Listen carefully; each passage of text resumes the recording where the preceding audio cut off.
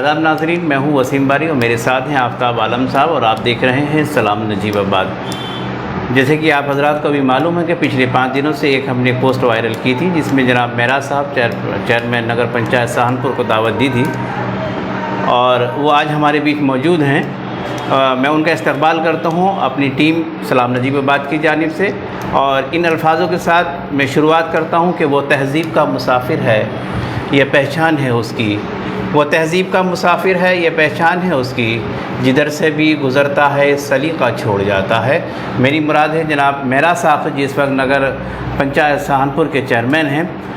मेहरा साहब, आपका इस्तकबाल है हमारे चैनल सलाम नजीबाबाद पर। बहुत बहुत शुक्रिया और सभी को अस्सलाम वालेकुम, आदाब।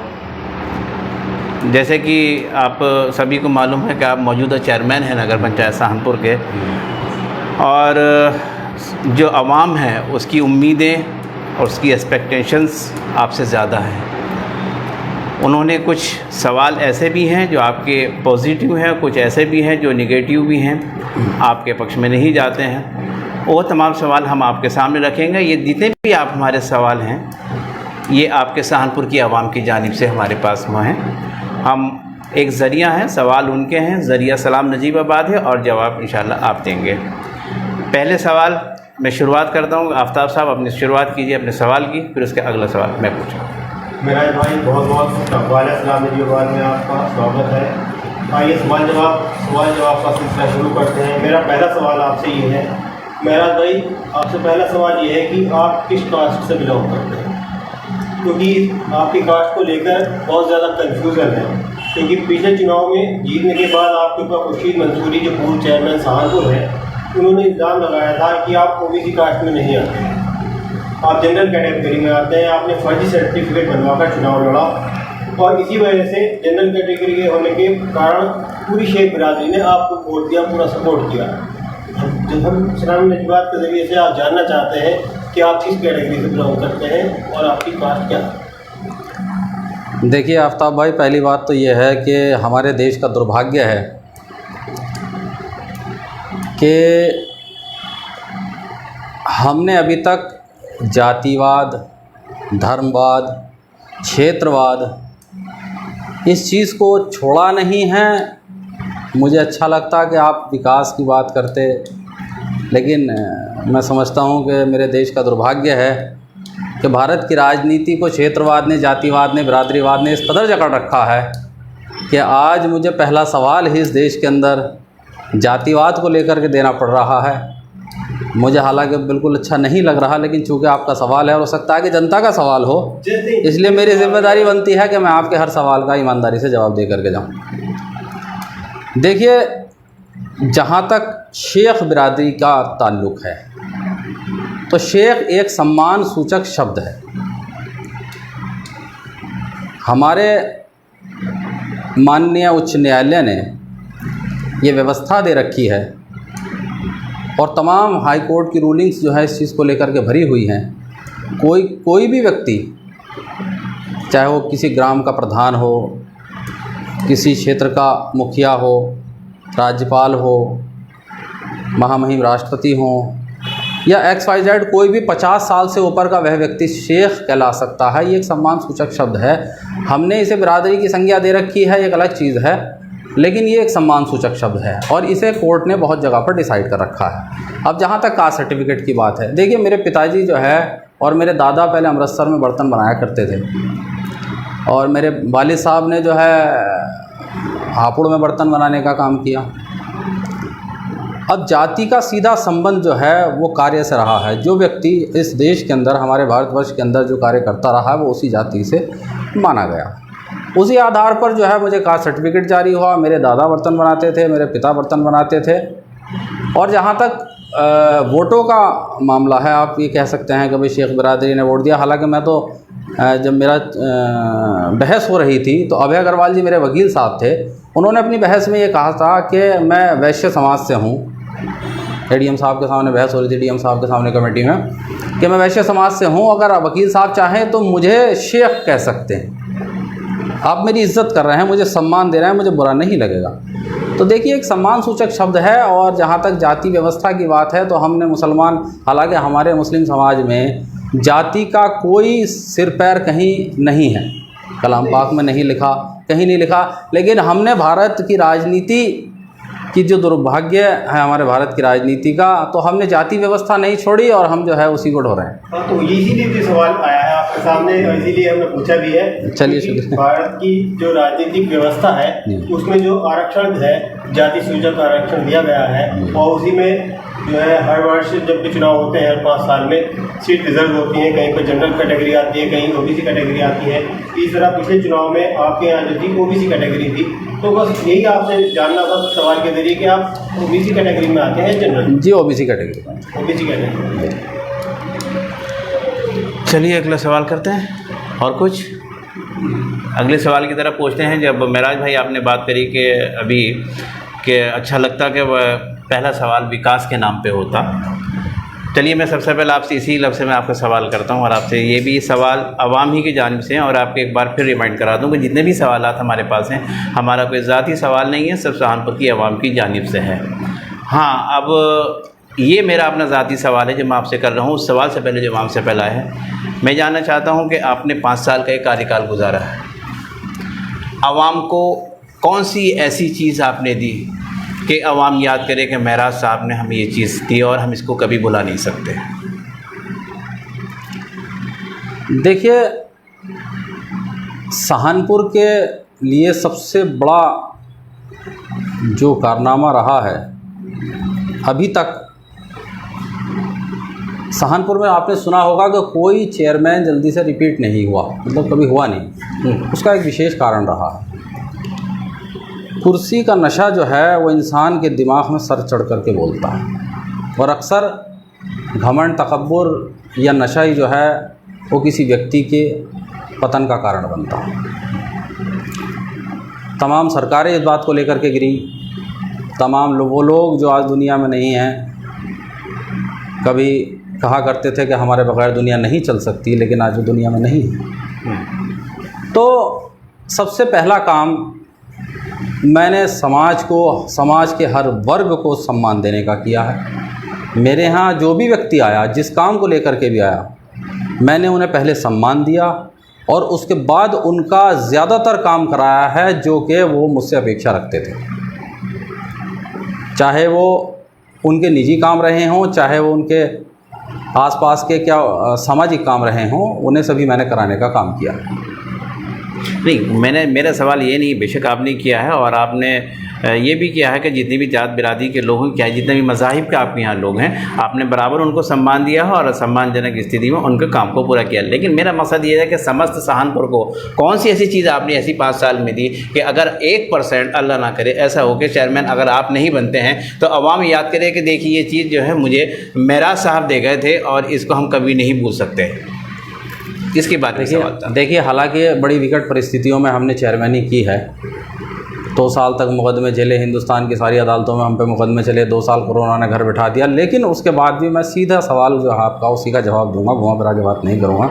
हमने सबसे बड़ी समस्या हमारे कस्बे के अंदर कूड़ा निस्तारण की थी, और हमारे कस्बे के अंदर ही नहीं बल्कि पूरे ज़िले के अंदर या आसपास के क्षेत्र के अंदर ये समस्या बहुत बड़ी समस्या रही है नगर पालिकाओं की। लेकिन हमने सबसे पहले कोई डंपिंग ग्राउंड के लिए ज़मीन रिज़र्व नहीं थी, जिलाधिकारी महोदय अटल राय जी से हमने डंपिंग ग्राउंड के लिए ज़मीन रिज़र्व कराई, बाकायदा खतौनी में उनसे आदेश कराया पुनर्ग्रहण का, उसमें दर्ज कराया और उसके बाद उसकी पैमाइश करा करके वहाँ पर हमने डंपिंग ग्राउंड का निर्माण कराया।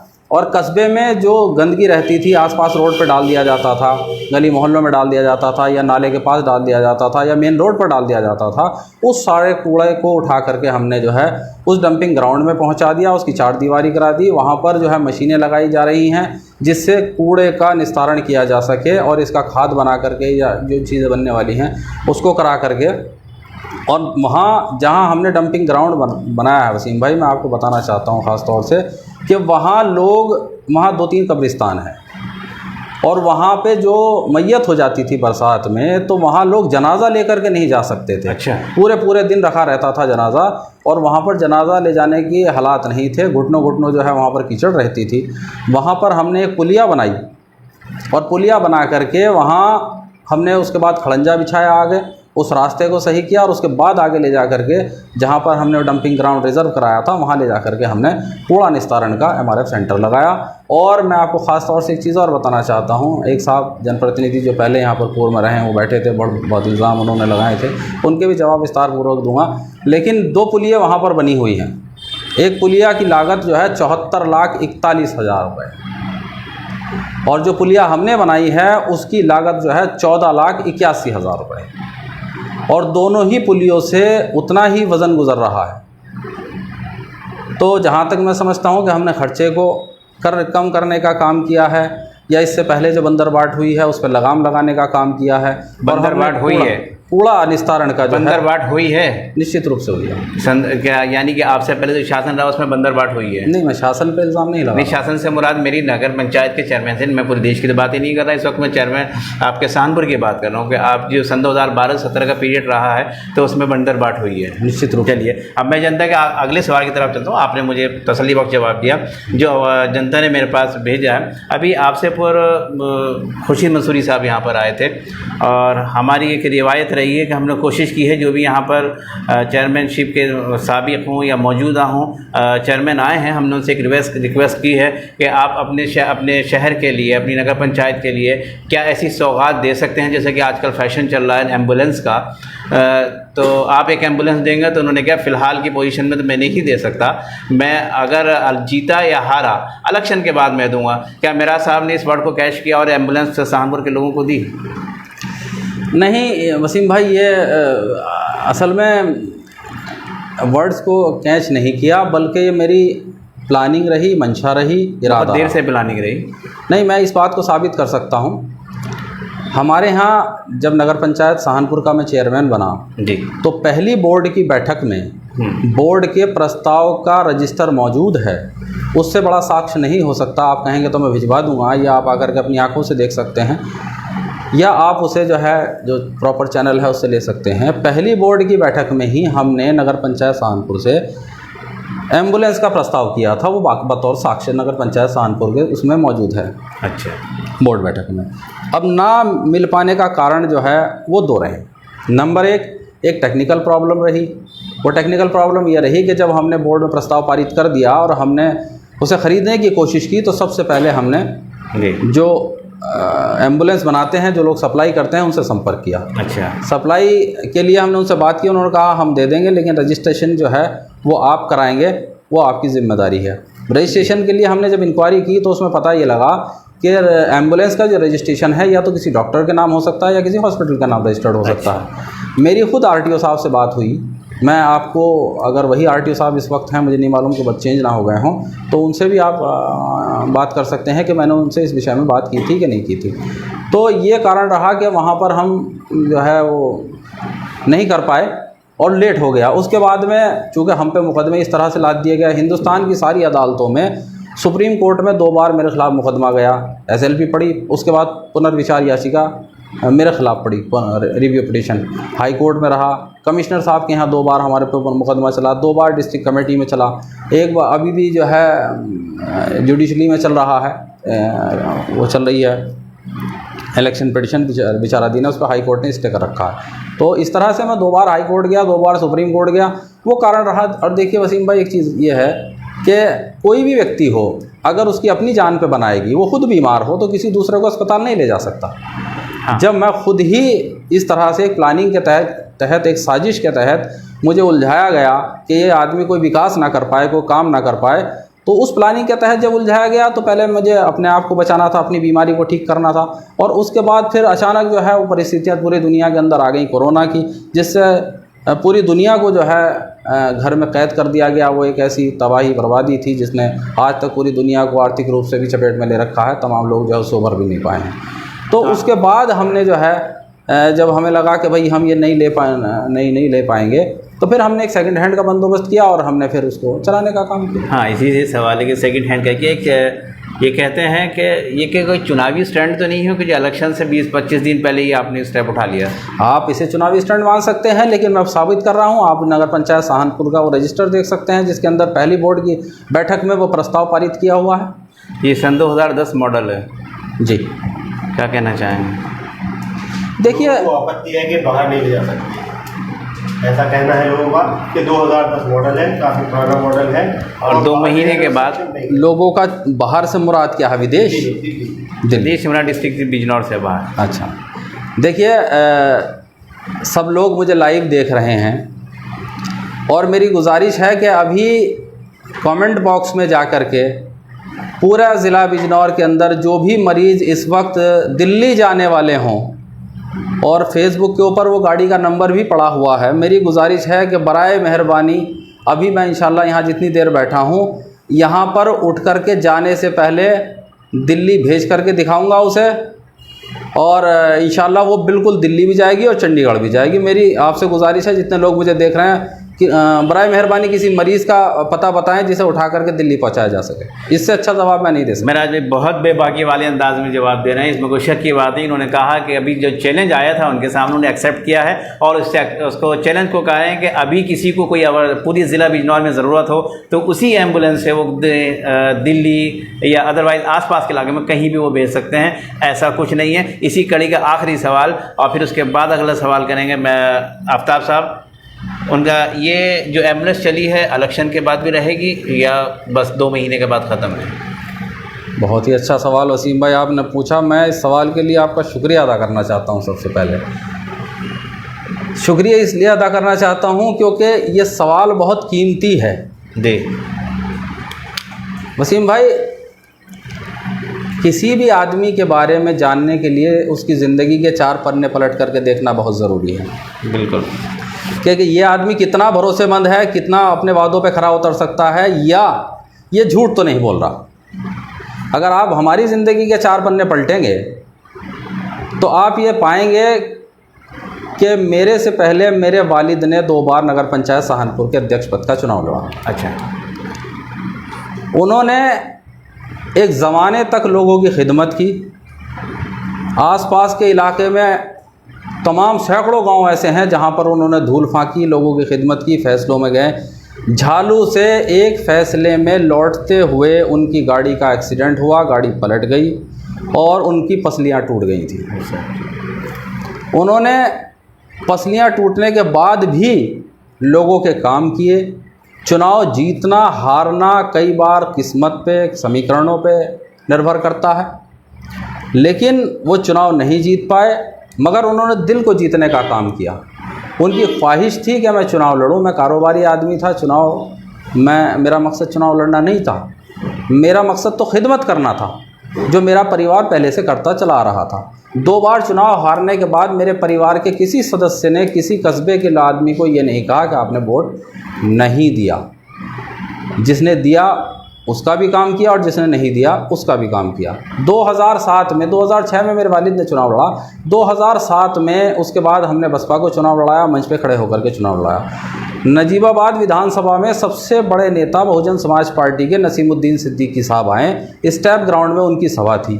उस सभा की अध्यक्षता मेरे वालिद अबरार अहमद ने की थी और उसके अलावा पूरे इलाके के अंदर पूरी विधानसभा में मैंने वहाँ पर प्रचार किया और मैं वो स्टार प्रचारक था जिसको अगर दूसरे वक्ता को 5 मिनट का समय मिलता था तो मुझे 10 मिनट का समय दिया जाता था बोलने के लिए जी। और ये माना जाता था कि ये व्यक्ति जो है भीड़ इकट्ठी करने में सक्षम है, अपनी बात को उसको कहने का तरीका आता है। तो मेरे वालिद ने बहुत खिदमत की और उन लोगों के भी काम किए जिन्होंने उन्हें वोट नहीं दिया। हाथ पकड़ करके पुलिस के हाथ में से हाथ छुड़ा लेना कि हाथ छोड़िए, आप इसे नहीं ले जा सकते, इसकी क्या गलती क्या है। उसके बाद में जब मैंने कदम रखा तो मैंने, जहाँ तक एम्बुलेंस की आप बात कर रहे हैं, हमारे पास एक सफ़ेद रंग की कार रही वैन, एक काले रंग की सेंट्रो रही, एक लाल रंग की कार रही, मैं एक आल्टो रही, नई आल्टो थी। आल्टो को लेकर के मैं खुद चला करके एक मरीज़ को लेकर के ऋषिकेश में गया और मैंने उनको वहाँ भर्ती कराया। बतौर ड्राइवर बन करके मैंने उनकी खिदमत की।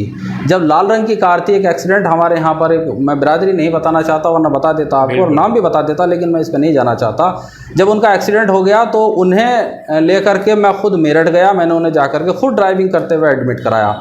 मैंने ज़िले के अंदर तमाम लोगों को खुद ड्राइविंग करते हुए अपनी गाड़ियों में ले जाके भर्ती कराने का काम किया। और पिछले कोरोना काल में मेरी नई इको स्पोर्ट्स, जिसमें मैं शायद गिनती के 2-4 बार बैठा हूँगा, पूरे कोरोना काल में मरीज़ों के लिए चलती रही। और यहाँ तक के जो हमारे पुलिसकर्मी थे, उन्होंने मेरी गाड़ी को हाथ देना भी बंद कर दिया था। उन्हें पता था कि इसके अंदर चेयरमैन साहब मौजूद नहीं होंगे, इसके अंदर पेशेंट होगा। और मेरी गाड़ी ने पूरे कोरोना काल में पेशेंट को ढोया और उन्हें ले जा करके भर्ती कराने का काम किया और लोगों को जो है रिलीफ दिलाने का काम किया। तो मेरा कहना यह है कि जब आप किसी के बारे में जानना चाहते हैं तो उसकी ज़िंदगी के 4 पन्ने पलट करके देख लीजिए कि ये आदमी विश्वसनीय है या नहीं, अपने वादे पे पूरा उतरेगा या नहीं। तो जब हमने चुनाव लड़ने से पहले, चुनाव जीतने से पहले इन लोगों के लिए इतने काम किए, तो मैं इंशाल्लाह आपसे वादा करता हूं कि ये चलती रहेगी। और चुनाव हारूं या जीतो एक अलग चीज़ है। मेरा मकसद यहाँ पर चुनाव हारना जीतना, चुनाव के लिए चुनाव नहीं लड़ता बल्कि खिदमत के लिए चुनाव लड़ रहा हूँ। और खिदमत करने का मकसद अगर है तो मैं इसे चलाऊँगा इंशाल्लाह। नगर पंचायत की तरफ से ही चलती रहेगी या मेराज साहब की तरफ से चलती रहेगी? देखिए, ये तो साहब अभी मेराज साहब की तरफ से ही चल रही है। मेराज अहमद जो है आज की तारीख़ में नगर पंचायत सहारनपुर के मुखिया का नाम है। और ये कस्बा सहारनपुर के लिए, कस्बा सहारनपुर के लोगों ने अपने मुखिया की तरफ से चलाई है। नाम मुखिया का लिखा हुआ है, लेकिन ये नगर पंचायत सहारनपुर के लोगों की है। इसका सरकार से कोई लेना देना नहीं है। बहुत बढ़िया। आफ्ताब भाई। मेराज भाई, एक सवाल आया है सहारनपुर से, नाम जाहिर करके नहीं हमें मिला भी है और हम चाहेंगे भी नहीं। ये उनका कहना है कि सहारनपुर के लोगों का कहना है कि सरकारी ठेके आपके अपने रिश्तेदार चलाते हैं, जबकि टेंडर किसी अदर पर्सन के नाम होता है, लेकिन जैसे नाम किसी दूसरे के नाम होता है, रिश्तेदार उसको काबू करते हैं। कितनी सच्चाई है? देखिए, ये तो जहाँ तक इस सवाल का जवाब का मामला है, तो टेंडर प्रक्रिया के लिए एक तरीका निर्धारित है। 10 लाख से ऊपर का टेंडर आप डालेंगे तो ये टेंडरिंग में जाएगा। हमारे यहाँ पर ट्यूबवेल का टेंडर निकला, ट्यूबवेल का टेंडर 26% ब्लो चला गया। अब 26% ब्लो टेंडर जब गया तो क्या वो मैनेज हो सकता है? 26% के नीचे गया हुआ तो मैनेज नहीं होना चाहिए। तो ये कैसे कह सकते हैं कि मैं अपने उन लोगों को काम दे रहा हूं, अपने रिश्तेदारों को काम दे रहा हूं या टेंडरों को मैनेज कर रहा हूं, जब ई टेंडरिंग है 10 लाख से ऊपर का कोई भी व्यक्ति, अब रजिस्ट्रेशन की आवश्यकता भी नहीं है। अब तो ऑनलाइन है, कोई भी बैठा हुआ कहीं से भी डाल दो। हमारे यहाँ जितनी लाइटें आई हैं, हर बार एक नया ठेकेदार रहा। हमें तो उसका नाम भी पता नहीं है कौन साहब थे। हमारे यहाँ पर जो ट्यूबवेल बनाए हैं वो भी अलग अलग ठेकेदार रहे। और जहाँ तक मेरे रिश्तेदारों का संबंध है, मेरे किसी रिश्तेदार के नाम को ना कोई रजिस्ट्रेशन है और ना मेरा कोई रिश्तेदार काम कर रहा है। आप तो जो कह रहे हैं ठीक है, लेकिन सवाल आया था कि टेंडर किसी और के नाम है, लेकिन क्या उनके रिश्तेदार रहे हैं, तो मेरे रिश्तेदार क्या 26% बिलो में जाकर के काम करेंगे? चलिए, एक से जुड़ा अगला सवाल है, अगर सहारनपुर की सीट महिला ओबीसी यानी बैकवर्ड हो जाती है तो क्या मेराज अहमद चुनाव लड़ेंगे या नहीं? देखिए, ये तो सवाल उस समय बनता है जब कोई सीट का रिजर्वेशन हो जाए। अभी से इस सवाल का कोई औचित्य नहीं है। अब आप ये कहने लगे कि आप कल को एमपी का चुनाव लड़ेंगे, एमएलए का चुनाव लड़ेंगे, राज्यसभा का चुनाव लड़ेंगे। देखिए, ये तो परिस्थितियाँ होंगी, जैसा वक्त होगा उसी हिसाब से चुनाव लड़ा जाएगा। अगर हमें लगेगा कि हमारे फेवर में समीकरण है, मैं खुद कह रहा हूँ, अगर सामान्य सीट रहती है, बैकवर्ड पुरुष भी सीट रहती है और मुझे लगता है कि मेरे फेवर में समीकरण नहीं है, तो मुझे क्या किसी को भी चुनाव नहीं लड़ना चाहिए? चुनाव तो अगर समीकरण है तो लड़ना चाहिए, नहीं है तो नहीं लड़ना चाहिए। बेवकूफ़ी के लिए चुनाव लड़ना तो कोई मैं समझता हूँ कि खलबंदी नहीं है। अभी पत्ते नहीं खोलेंगे? नहीं, पत्ते खोलने से मुराद नहीं है। ये जब आने वाला समय होगा, जब कोई ऐसी परिस्थितियाँ होंगी, उस वक्त ये सवाल कीजिएगा, मैं आपका जवाब दे दूँगा बिल्कुल। चलिए, मैं आपसे अगले एक बहुत सवाल करता हूँ। सहारनपुर की एक धरोहर कहलाने वाली वहाँ का एक गेट है, जो एक ज़माने से वहाँ का बहुत ज़्यादा ख़राब हुआ, उसकी रोड भी बहुत ज़्यादा ख़राब है। और 2 लोग हैं जो वो हमेशा सोशल एक्टिविटीज़ में बहुत ज़्यादा एक्टिव रहते हैं, रिजवान खान एडवोकेट और फजीला अली हसन। इन लोगों ने आपको इसके बारे में काफ़ी आगाह किया कि सर इसके बारे में कुछ स्टेप उठाइए, इसको कहिए, इससे हमारी ये शान है, आन है, बान है, लिहाजा इसको कुछ, लेकिन अभी तक इसके ऊपर कोई स्टेप नहीं उठा। देखिए वसीम भाई, आपकी बात बिल्कुल जायज़ है। पहली बात तो यह है कि उस रोड का टेंडर हो चुका है और उस पर काम लगने वाला है। कहें तो मैं टेंडर की कॉपी आपको व्हाट्सअप करा दूंगा। नहीं, जो आप कहेंगे वो तो और मानेंगे। 39 लाख कुछ हज़ार रुपए का उसका टेंडर है जी। और एक बिजनौर के ठेकेदार हैं, अमित नाम है उनका, वो उनकी फर्म है, वो मुझे पता नहीं है, लेकिन मैं दावे से कह सकता हूँ कि वो मेरे रिश्तेदार नहीं हैं। उनके पास वो टेंडर है और वो टेंडर जो है उनको अलर्ट हो गया है, वर्क ऑर्डर जा चुका है, वो काम लगने वाला है। एक्चुअली एक प्रॉब्लम ये है वसीम भाई कि काम कराने के लिए पैसों की ज़रूरत होती है। जी। हमारे कार्यकाल में सरकार से 2 बार अतिरिक्त धनराशि आई। 4 करोड़ रुपए की आदर्श नगर योजना स्वीकृत हुई, लेकिन जैसे मैंने अभी आपको पहले बताया कि कोरोना काल की वजह से हमारा दुर्भाग्य रहा कि हम इस कोरोना काल में चेयरमैन बने, या अब सलामत है, खुदा का शुक्र भी अदा करना चाहिए। तो जो पेमेंट 50% मिल जाया करती थी, हमें 10% मिली। 4 करोड़ की योजना में हमें 40 लाख रुपए मिले। 40 लाख रुपए में भी तकरीबन 20% जो है टैक्स के रूप में चला जाएगा, 18% GST, 1% सेस कर इनकम टैक्स है। तो जो 10% हमें मिला है उसका 10% से ज़्यादा का काम हमने करा दिया है। और जैसे ही दूसरी धनराशि हमें अलर्ट होगी उस पर जल्दी काम लग जाएगा, उसकी प्रक्रिया चल रही है, तो जल्दी ही वो काम लगेगा और रोड जो है वो बहुत जल्दी बन जाएगी। बहुत अच्छा। इसमें जो गेट बना हुआ है उसके शायद कुछ अल्फ़ाबेट भी थोड़े गिर गए हैं। जी हाँ, उसको मैंने कह दिया है, वो लगवा दिया जाएगा। एक उसका हिल गया था, वो हो जाएगा। अगला सवाल आपसे मेराज भाई ये है, आपने जो 2017 का चुनाव लड़ा था पार्टी बेस पे लड़ा था या निर्दलीय लड़ा? देखिए, ये पिछला चुनाव तो हमने निर्दलीय ही लड़ा था। अभी आप कौन सी पार्टी से बिलोंग करते हैं? मैं समाजवादी पार्टी से बिलोंग करता हूँ। तो इस बार सिंपल बेस इलेक्शन होता है, मान लीजिए, तो समाजवादी पार्टी से चुनाव लड़ना पसंद करेंगे? देखिए, जब समाजवादी पार्टी में हैं तो सिंबल की डिमांड भी करेंगे, और अगर पार्टी हमें मौका देती है तो पार्टी सिंबल से लड़ेंगे। और अगर नहीं देती है तो जैसी परिस्थितियाँ होंगी, अभी आपने कहा अभी तो सीट ही निर्धारित नहीं है, क्या समीकरण बनेंगे ये तब देखा कुछ जाएगा। प्लान तो मेकअप किया होगा आपने कि मैं अगर मुझे देती है तो लड़ूंगा, नहीं देती है तो नहीं लड़ूंगा, या नहीं देगी तो भी लड़ूंगा, कुछ तो डिसीजन लिया होगा। नहीं, हमारा मानना यह है कि पार्टी हमें टिकट देगी, क्योंकि सिटिंग चेयरमैन हैं और जो है अभी तक कोई ऐसी बुराई अल्हम्दुलिल्लाह नहीं है, तो हाँ, संतोषजनक रहा है और जो है लोगों का भरोसा अभी भी कायम है, और मुझे लगता है पार्टी का भरोसा भी कायम रहेगा। चलिए हम चलते हैं आज से 2-3 साल पहले की हिस्ट्री में और बात करते हैं कोरोना पीरियड की। आपसे पहले बिजनौर चेयरपर्सन पति आए थे, उन्होंने भी अपनी बहुत सारी बातें बिजनौर से रिलेटेड कोरोना पीरियड में जो उनकी खिदमत रही हैं उन्होंने इसके बारे में बताई। मेराज साहब की क्या कुर्बानियाँ रही हैं, अभी एक तो बताई थी आपने कि स्पोर्ट्स का प्रशासन देखता था कि भाई मेराज साहब की गाड़ी है तो कोई ना कोई पेशेंट होगा, मेराज साहब उसमें नहीं है, और आखिर क्या आपकी इसके अंदर कुर्बानियाँ रही हैं वो सुनना चाहते हैं आपकी ज़बानी। देखिए, ये कुर्बानी तो वैसे आप कस्बे के लोगों से पूछ सकते हैं, इससे अच्छा जवाब मैं नहीं दे सकता, क्योंकि जितने भी चेयरमैन रहे हैं सब अच्छे लोग हैं, जितने मौजूदा रहे हैं, मैं किसी की बुराई नहीं करना चाहता, लेकिन शायद मैं समझता हूँ कि इक्का दुक्का ऐसे चेयरमैन रहे होंगे जिन्होंने अपनी जान की परवाह नहीं की। अगर कस्बे के अंदर 8-10 मौतें हुई तो उन्हें ज़्यादातर को कंधा देने का काम, ज़्यादातर लोगों के बीच में जाने का काम, ज़्यादातर लोगों को ले जा कर के अस्पताल में एडमिट कराने का काम, और अपनी गाड़ी से जो है पेशेंट ले जाने का काम, राशन जो है हमने बिना दिखावा किए बांटने का काम। हमने फेसबुक पे नहीं डाला, लेकिन प्रशासन को पता लग गया। प्रशासन ने, इंस्पेक्टर साहब थे संजय शर्मा, उन्होंने मुझे नोटिस थमा दिया। वो बाकायदा दैनिक जागरण अखबार की सुर्खियां बना और उसमें ये कहा गया कि आप जो है इस तरह से राशन नहीं बांट सकते। उसके बाद हमने जाकर के तहसीलदार साहब से जो है उसकी परमिशन ली और हमने फिर वो राशन जो है प्रॉपर तरीके से बांटा।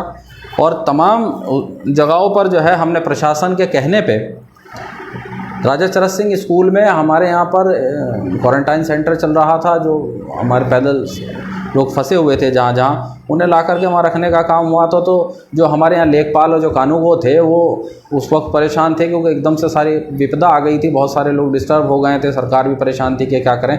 स्थानीय स्तर पर भी लोगों ने, चेयरमैनों ने, प्रधानों ने बहुत मदद की, और वहाँ पर हमने जितनी मदद हो सकती थी वहाँ भी पहुँचाई, अपने लोगों को भी पहुँचाई। और यहाँ तक कि जिन्होंने जो हेल्पलाइन नंबर दिए गए थे उन्हें कॉल की, तो उन्हें कॉल करने के बाद जो लेखपाल साहब थे वो उन्होंने मुझे फ़ोन किया कि इस तरह से कॉल जा रही है, आप राशन बांट रहे हैं, आप जो है उन्हें देंगे। मैंने कहा बिल्कुल देंगे, आप लेकर के जाइए, आपके हाथ से दिलवाएंगे। हमने उनको दिलवाया, उसकी बाकायदा रिपोर्ट उन्होंने सरकार को भेजी कि हमने चेयरमैन साहब की मदद से इन्हें राशन उपलब्ध कराया। उसकी भी मेरे पास कॉपी है, अखबारों की भी वो कॉपी है जो हमें नोटिस थमाए गए। और इसके अलावा हमने जो है तमाम लोगों के बीच में जा कर के उन्हें दवाएं दिलाने से लेकर के, उन्हें अस्पताल में एडमिट कराने से लेकर के, उन्हें खाद्यान्न वितरण करने से लेकर के हर वो काम किया जिसकी उस वक्त ज़रूरत थी। और मेरे घर के दरवाजे हमेशा पूरे कोरोना काल में लोगों के लिए खुले रहे। मैंने कभी अपनी जान की अपने परिवार की और अपनी जान की परवाह नहीं की, बल्कि लोगों की खिदमत के नज़रिए से खिदमत की। और अल्लाह का शुक्र है कि मेरे परिवार में किसी एक बच्चे से लेकर के मेरी माँ जो 70-75 साल की हैं उन्हें भी बुखार नहीं हुआ। अल्लाह ताला का बहुत बड़ा एहसान और करम रहा कि इतनी बीमारियां लोगों को होने के बाद, इतनी परेशानियां होने के बाद मेरे परिवार को ऊपर वाले ने सुरक्षित रखा, महफूज रखा। ये मैं समझता हूं कि कहीं ना कहीं जो मेरे द्वारा लोगों को खिदमत की गई थी उसका ही एक इनाम है, या जो मेरी माँ की दुआएं हैं उसका इनाम है। बिल्कुल बिल्कुल, ये ऐसा, इसमें कोई शक की बात नहीं। जो अल्लाह की मखलूक की खिदमत करता है तो उसका निगहबान बज़ाते खुद अल्लाह खुद हो जाता है, इसमें कोई शक की बात नहीं। बेशक की होंगी, लेकिन क्या इसका क्रेडिट इलेक्शन में मिलेगा? कमिंग जो इलेक्शन है, देखिए इलेक्शन में क्रेडिट मिलेगा या नहीं मिलेगा ये तो वो लोग जान सकते हैं जिनके वोट हैं। उम्मीद रखते हैं। हम तो नहीं, हमारा काम कोशिश करने का। मेरे वालिद ने खिदमत की, कोशिश की, 2 बार चुनाव लड़ा, नहीं जीत पाए, किसी को नहीं कहा। उसके बाद मैंने कोशिश की, अल्लाह ताला ने जिता दिया, लोगों ने वोट दिया और मुझे जिता करके यहाँ भेज दिया। लेकिन बदकिस्मती ये है कि हमारे से पहले जो चेयरमैन साहब बन गए थे उन्होंने सोचा कि इनको काम नहीं करने देंगे, इन्हें बदनाम कर देंगे और उसके बाद इन्हें परेशान रखेंगे, ये जो है लोग परेशान होकर के खुद छोड़ करके भाग जाएंगे। लेकिन छोड़ने वाली आइटम का नाम मिराज अहमद नहीं है। मैंने हमेशा से संघर्ष किया है, संघर्ष करता रहूँगा। और दूसरी बात, एक चीज़ मैं आपको इस चैनल के माध्यम से आपके बता देना चाहता हूँ कि चुनाव आदमी 2 वजह से जीतता। नंबर 1, उसकी किस्मत में, उसके भाग्य में अल्लाह ताला ने, ऊपर वाले ने लिख दिया हो। हम किसी भी धर्म के मानने वाले हों लेकिन भाग्य को मानते हैं। आप मुस्लिम हैं, आप जानते हैं हमारे यहाँ लिखा हुआ है कि जब अल्लाह ताला ने इंसान की रूह को बनाया तो वो कीड़ियों की मानिंद थी। आफ्ताब भाई, तो फिर अल्लाह ताला ने कलम को बनाया और कलम को हुक्म दिया कि कलम लिख। तो अल्लाह कलम ने कहा कि हमारे ताला क्या लिखूं? तो अल्लाह ने फरमाया कि इन सब की किस्मत लिख दे, किसको क्या मिलेगा, किसको दौलत मिलेगी, किसको शोहरत मिलेगी, किसको इज़्ज़त मिलेगी, किसको रियासत मिलेगी, किसको ताज मिलेगा। तो अब जब अल्लाह ताला ने हमारी किस्मत में ये लिख दिया था कि इसको एक दिन नगर पंचायत सहारनपुर की जिम्मेदारी दे करके चेयरमैन बना दिया जाएगा, तो क्या वह व्यक्ति जो चुनाव हार गए थे क्या खुदा को नहीं मानते? उन्हें खुदा के फ़ैसले को स्वीकार करना चाहिए था, उन्होंने स्वीकार नहीं किया। उसके बाद चुनाव जीतने के लिए अल्लाह ने ज़रिया बना करके जनता को वोट दे करके, वोट देने के लिए जो है मुझे कहा गया, अल्लाह ताला ने मुझे वोट दिलाया। वोटों से ही तो चेयरमैन बनता है, प्रधान बनता है, विधायक बनता है, सांसद बनता है। जब लोगों का वोट था, जिनका अधिकार था, जनतंत्र ने, डेमोक्रेसी ने, हमारी जो है, हमारे संविधान ने हमें अधिकार दे रखा है और उस अधिकार का इस्तेमाल करते हुए लोगों ने मुझे जिम्मेदारी दी थी, तो वो जनता के फैसले को भी मानने को तैयार नहीं हुए। उन्होंने ना खुदा के फैसले को माना, ना जनता के फैसले को माना। अब वही जनता उनको जवाब देगी कि उन्होंने सही किया था या गलत किया था। वो भी जाएंगे, हम भी जाएंगे। वो अगर हमने सम्मान दिया होगा हमें वोट मिलेगा, अगर हमने लोगों पे रिवॉल्वर निकाली होगी, नहीं मिलेगा। हमने गाली दी होगी, नहीं मिलेगा। हमने जेल भिजवाया होगा, नहीं मिलेगा। हमने परेशान किया होगा, नहीं मिलेगा। हमने घमंड किया होगा, नहीं मिलेगा। हमने सलाम नहीं किया होगा, नहीं मिलेगा। हम सलाम करेंगे तो मिलेगा, हम काम करेंगे तो मिलेगा, हम गाली नहीं देंगे तो मिलेगा, हम रिवॉल्वर नहीं निकालेंगे तो मिलेगा। मुझे सहारनपुर की जनता से, कस्बे के सम्मानित व्यक्तियों से, हर एक उस फ़र्द से जो वोट का हकदार है, अपने वोट का इस्तेमाल करते हुए पिछली बार बिठाया था, मुझे उम्मीद है कि जब मैं लोगों के बीच में निकलूँगा तो मेरा इसी तरह से साथ देंगे जिस तरह से मैं उनके साथ खड़ा रहा। बिल्कुल, मुझे ऐसा लगा भी इस जवाब से, इससे क्योंकि अगला क्वेश्चन तो आफ्ताब भाई करेंगे, लेकिन अभी जो जवाब दिया है मेराज साहब ने, बड़े ही एक जुमले के अंदर कई सारी बात उन्होंने पिरो दी, एक माला बना दी उसकी, और जो मैसेज वो पहुंचाना चाह रहे थे, जहां जहां वो पहुंचाना चाह रहे थे अपनी सेंटेंस से, वो उन्होंने पहुंचा दिया। Next question. एक वक्त ऐसा आया कोरोना काल में मेराज भाई कि लोग ऑक्सीजन के लिए बहुत मारामारी थी। ऐसे में क्या मेराज अहमद ने लोगों को ऑक्सीजन मुहैया कराई, इस पर थोड़ा सा रोशनी। देखिए, ऑक्सीजन की जहाँ तक बात है, अगर आप सच्चाई पता करेंगे, फेसबुक पे डाल देना ऑक्सीजन देना नहीं होता। हमने सबसे पहले सिलेंडर इकट्ठे किए लोगों से, किसी गैस सिलेंडर कटिंग वो वेल्डिंग वाले के पास मिला, और एक बार हम वो गोयल साहब की जो फैक्ट्री है वहाँ से ले आए थे कई सारे। तो कुछ लोगों से हमने इकट्ठे किए, और इकट्ठे करने के बाद हमने सबसे पहले तो यहाँ गोयल साहब से दिलाने चाहे, लेकिन उनके पास एक सीमित कोटा था, वो नहीं दे पाए। उसके बाद में हमने हरिद्वार से जा कर के हमारे भाइयों ने, मेरे सगे भाई शहजाद और मेरे सगे चचेरे भाई जावेद, ये वहाँ पर सिलेंडर लेने के लिए गए गाड़ी लेकर के। मेरा छोटा भाई एक ड्राइविंग करके गया, और दूसरा छोटा भाई सगा चचेरा जो है उसके साथ गया। दोनों ड्राइवर हैं माशाल्लाह, बहुत अच्छी गाड़ी चलाते हैं। वो गाड़ी लेकर के वो पूरी रात वहाँ पर सिलेंडरों के लिए पड़े रहे। उन्होंने खुद सिलेंडर भरवाएं, और उसके बाद वहाँ पर सेटिंग की। सेटिंग करने के बाद वहाँ से लगातार जो है उन्होंने फिर हमारे लोगों को, जो हमारे ड्राइवर थे, उनको समझा दिया कि आप अपने साथ लेकर के गए, कि आप यहाँ से उठाएंगे और उसके बाद यहाँ ले जा कर के आप रख देंगे, और आप जो है इसको बांटने का काम करेंगे। इसके अलावा मैं आपको एक चीज़ और बताना चाहता हूँ, मेरे परिवार ने कितनी खिदमत की है इसी ऑक्सीजन सिलेंडर के विषय में। रात को सिलेंडर को लेकर के आना और उसी टाइम रात को बांटना। एक दिन 5 बजे मैं सारे सिलेंडर बांटने के बाद जा कर के जैसे ही लेटा, आधा घंटा भी नहीं हुआ था कि मेरे घर का दरवाज़ा पिटने लगा। दरवाज़ा पिटा तो मेरी अम्मी जो है वो उठ करके गई कि क्या बात है, तो बाहर लोग खड़े हुए रो रहे थे कि साहब ऐसे ऐसे परेशानी है, और जो है हमारा जो सिलेंडर लगा हुआ था वो ख़त्म हो गया, हमें उठवा दो। मेरी अम्मी ने मुझे आवाज़ दी, बेटा उठ जा, किसी को ज़रूरत है, इस तरह का मामला है। लेकिन जो आदमी 10-20 मिनट पहले, आधा घंटा पहले सोया हो, उसे तो ये समझ में नहीं आता। मैं उठ करके बैठ तो गया, लेकिन मुझे समझ में नहीं आया कि ये क्या कह रही हैं। मेरा बेटा जो है वो सामने बैठा हुआ है, वो बेटा उठ गया अशद, और उसने कहा कि पापा मैं दे आता हूँ। मैंने उनको कह दिया तुम दे आओ। वो 2 लड़के मेरे बेटे को बैठा करके वहाँ ले गए जहाँ पर सिलेंडर रखे हुए थे। मेरे बेटे ने ताला खोला चाबी से, और उसके बाद सिलेंडर निकाल करके उन्हें दे दिया।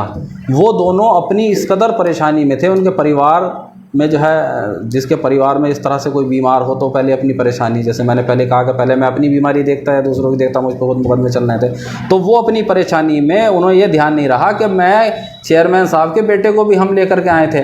उन्होंने मेरे बेटे को वहीं छोड़ दिया, और मेरा बेटा पैदल वहाँ से आया, और तमाम कुत्ते रास्ते में थे। और वो मेरा बेटा किस तरह से घर पहुँचा मुझे पता है, जब उसने सुबह को मुझे बात बताई तो मुझे बहुत तकलीफ़ हुई, आप पूछ सकते हैं, सामने बैठा है। तो लेकिन मैंने बुरा इसलिए नहीं माना क्योंकि मेरी ज़रूरत जो है उस वक्त, मेरे से ज़्यादा ज़रूरत जो है उन लोगों को, उसके परिवार को थी, और हमने और हमारे परिवार ने लोगों के बीच में जा कर के लोगों को सिलेंडर बांटने का काम भी किया। लोगों को जो है घर घर अगर ज़रूरत पड़ी तो रेगुलेटर से लेकर के और सारी चीज़ें वो जो है हमने उपलब्ध कराई हैं, लेकिन कभी किसी का इसको शो नहीं किया। और ये लोगों को मालूम है, कस्बे के लोग इसे अच्छी तरह से जानते हैं। सहारनपुर से ज़ीशान दानिश एडवोकेट, जो कि शायद आपके पुराने चुनाव में आपके सलाहकार भी रहे हैं, ये एक पुराने राजनीतिक परिवार से हैं, पिछले चुनाव में वे आपके साथ थे। इस बार उनके अलग हो जाने से और शायद वो खुद भी चुनाव लड़ने के मूड में है, तो महराज अहमद पर चुनाव में कुछ फर्क पड़ेगा या? देखिए, हर चुनाव अपने आप में एक अलग चुनाव होता है। जीशान दानिश साहब चुनाव लड़ रहे हैं, मेरी शुभकामनाएं उनके साथ हैं। हर व्यक्ति को, इंसान को, जो भारत का नागरिक है, जिसे अधिकार है, संविधान ने दिया है कि वो चुनाव लड़ सकता है, तो कोई भी लड़ सकता है, उसमें बुरा मानने वाली बात नहीं है। लेकिन जहाँ तक उनके चुनाव लड़ने का मामला है, तो महबूब मलिक साहब जो है वो खुर्शीद मंसूरी को पिछली बार मंच से चुनाव लड़ा रहे थे, अब वो खुद चुनाव लड़ रहे हैं। इसके अलावा भी बहुत लोग चुनाव लड़ रहे हैं जो नए नए मैदान में आ गए हैं। अल्ताफ़ साहब जो है उन्होंने मास्टर साहब को चुनाव लड़ाने का काम किया था, अल्ताफ़ कलू कबाड़ी साहब, वो भी चुनाव लड़ रहे हैं। तो बहुत सारे लोग नए भी आ गए हैं। अब हर बार वोटर भी बदल जाता है, कोई किसी के साथ जाता है, कोई किसी के साथ जाता है। हर बार नई समीकरण होते हैं, नई परिस्थितियां होती हैं और जो है नई लोगों की सोच होती है कि भाई किसको क्या देना है। और अब की बार मैं समझता हूँ कि चुनाव भी तकरीबन 19-20 हज़ार वोटों का हो जाएगा। पिछली बार 16,080 वोट हुआ करते थे हमारे यहाँ पर, 11,110 वोट पड़े थे। लेकिन उससे पिछली बार जो है वो 2-2.5 हज़ार कम पड़े थे। तो हर बार 2,500-3 हज़ार वोट बढ़ जाते हैं, तो 19,000-20 हज़ार का चुनाव हो जाएगा। वो नया वोटर भी तय करेगा कि उसे किधर जाना है। महराज अहमद होने वाले चुनाव में अपना प्रतिद्वंदी किसे मानते हैं? देखिए, अभी से क्या कहा जा सकता है, अभी नॉमिनेशन हो जाए, कौन कौन लोग चुनाव लड़ेंगे, ये तो उसके ऊपर डिपेंड करेगा कि कौन व्यक्ति जो है फाइट दे पाता है, नहीं दे पाता है। और ये जनता तय करेगी, ये जिनका वोट है वो किसको इस लायक समझते हैं। अगर जनता को लगेगा कि मैंने उनकी खिदमत की है और इस तरह से खिदमत की है कि वो मुझे दोबारा जिम्मेदारी देना चाहते हैं, तो दूसरे नंबर पे कौन रहेगा, तीसरे नंबर पे कौन रहेगा, मायने नहीं रखता। मायने रखता है कि जीतता कौन है। और जहाँ तक दूसरे नंबर, तीसरे नंबर की बात होती है, तो वो किसी भी नंबर पर रहे हैं, बहरहाल वो चुनाव जीते हुए तो नहीं माने जाते। खुर्शीद मंसूरी साहब कहते हैं कि महराज तीसरे चौथे नंबर पर रहेगा और मेरा प्रतिद्वंदी जीशान है। वो देखिए, उनकी आधी बात तो सच है। आधी बात इसलिए सच है कि वो अपना प्रतिद्वंदी जो है जीशान साहब को बता रहे हैं। देखिए, सहारनपुर के अंदर 2 तरह के लोग चुनाव लड़ रहे हैं। एक वो लोग चुनाव लड़ रहे हैं जो खुर्शीद मंसूरी साहब के सताए हुए हैं। उन्होंने सबसे पहले तो ये समझ लीजिए कि नंबर 1 तो उदाहरण मैं ही हूँ। हिंदुस्तान की सारी अदालतों में मुझ पे मुकदमे चले। उसके बाद वहाँ पर चुनाव लड़ने वाले महबूब मलिक साहब हैं, उनके यहाँ भी जो है वो छापा लगवा दिया था। हिंदुस्तान की सारी अदालतों में कौन सा मुकदमा चला आपके ऊपर, किस संबंध में चला, किसने चलवाया? खुर्शीद अहमद ने चलवाया? हाँ, खुर्शीद साहब ने कुछ अपने नाम से चलाया, कुछ अपने, वो तो खुद ही स्वीकार करके गए कि मैंने जो है अपने उनके रिश्तेदार के नाम से डलवा दिया था और मैं खुद अपने नाम से नहीं डाल पाया। तो वो तो खुद ही यहाँ पर कह करके गए हैं आपके चैनल के माध्यम से। इसमें अब साबित करने वाली क्या बात रह गई। तो देखिए, 2 तरह के लोग चुनाव लड़ रहे हैं। महबूब साहब चुनाव लड़ रहे हैं, उनके खिलाफ जो है उन्होंने छापा लगवा दिया था। वो बेचारे बच गए, ऊपर वाले ने बचा दिया। उसके अलावा जो है जितने लोग, नौशाद अख्तर साहब चुनाव लड़ रहे हैं, उनके ऊपर एक कर्मचारी से मुकदमा लिखा दिया था। और जो है एहसान पेंटर साहब चुनाव लड़ रहे हैं, उनके खिलाफ भी 376 की तहरीर दिलवा दी थी। और साहब कालू कबाड़ी साहब चुनाव लड़ रहे हैं, उन पर भी एक मुकदमा उन्होंने लिखा दिया था, वो अभी जेल गए। तो ये नहीं, ये जो है पर्सनल क्वेश्चन है, वो मेरे ऊपर इल्ज़ाम लगा करके गए। मैं जो है उनका जवाब देने के लिए यहाँ बैठा। नहीं, बिल्कुल आप जवाब दीजिए और बेझिझक जवाब दीजिए, क्योंकि जब तक तसल्ली हमारे सामीन को नहीं होगी कि उनके सवाल, उनके जवाब, उन तक पूरा जवाब नहीं मिलेगा, तो आपका और हमारा बैठना बेकार हो जाता है। आप अगर चाहें तो जितने लोग चुनाव लड़ रहे हैं उन्हें बुला करके पूछ सकते हैं, भाई वो क्यों चुनाव लड़ रहे हैं, उनकी प्राथमिकता क्या है, किस आधार पर चुनाव लड़ रहे हैं, उनका मकसद क्या है, या कोई उन्हें चुनाव लड़ने के लिए विवश कर रहा है, या किसी ने कोई बात ऐसी या कोई हादसा उनके साथ ऐसा कर दिया है जिन्हें वो दिखाने के लिए चुनाव लड़ रहे हैं कि भाई हम भी चुनाव लड़ेंगे तुम्हारे सामने। बहुत सारे कारण हो सकते हैं चुनाव लड़ने, कोई चुनाव लड़ने का एक कारण तो होता नहीं।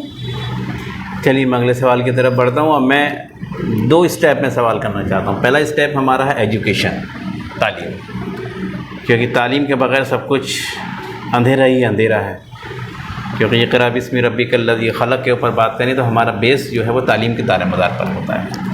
मैं सबसे पहले आपके बारे में एक सवाल आया हुआ है, जिन्होंने आपकी जो पेपर्स हैं, आपके रिलेटेड जो पेपर्स हैं एजुकेशनली, उसके ऊपर सवाल उठाए हैं, उसके बारे में थोड़ा सा बताइए। देखिए, जो इंसान सार्वजनिक जीवन में होता है, उसकी हर एक चीज़ सार्वजनिक होती है जी और उन पर सब पे सवाल उठते हैं।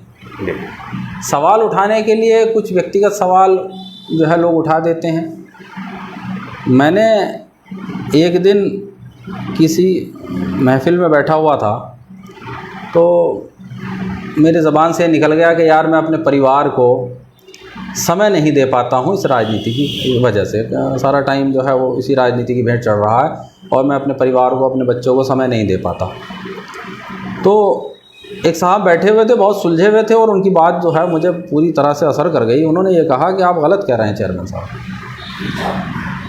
आप अपने परिवार को ही समय दे रहे हैं। कल तक जब आप चेयरमैन नहीं थे तो आपका परिवार वो था जो आपके घर के अंदर रहता है, लेकिन जब आप चेयरमैन बन गए तो पूरा कस्बा ही आपका परिवार है, आप अपने परिवार को ही समय दे रहे हैं। तो मुझे लगा कि उनकी बात में दम है, वो सच्चाई है।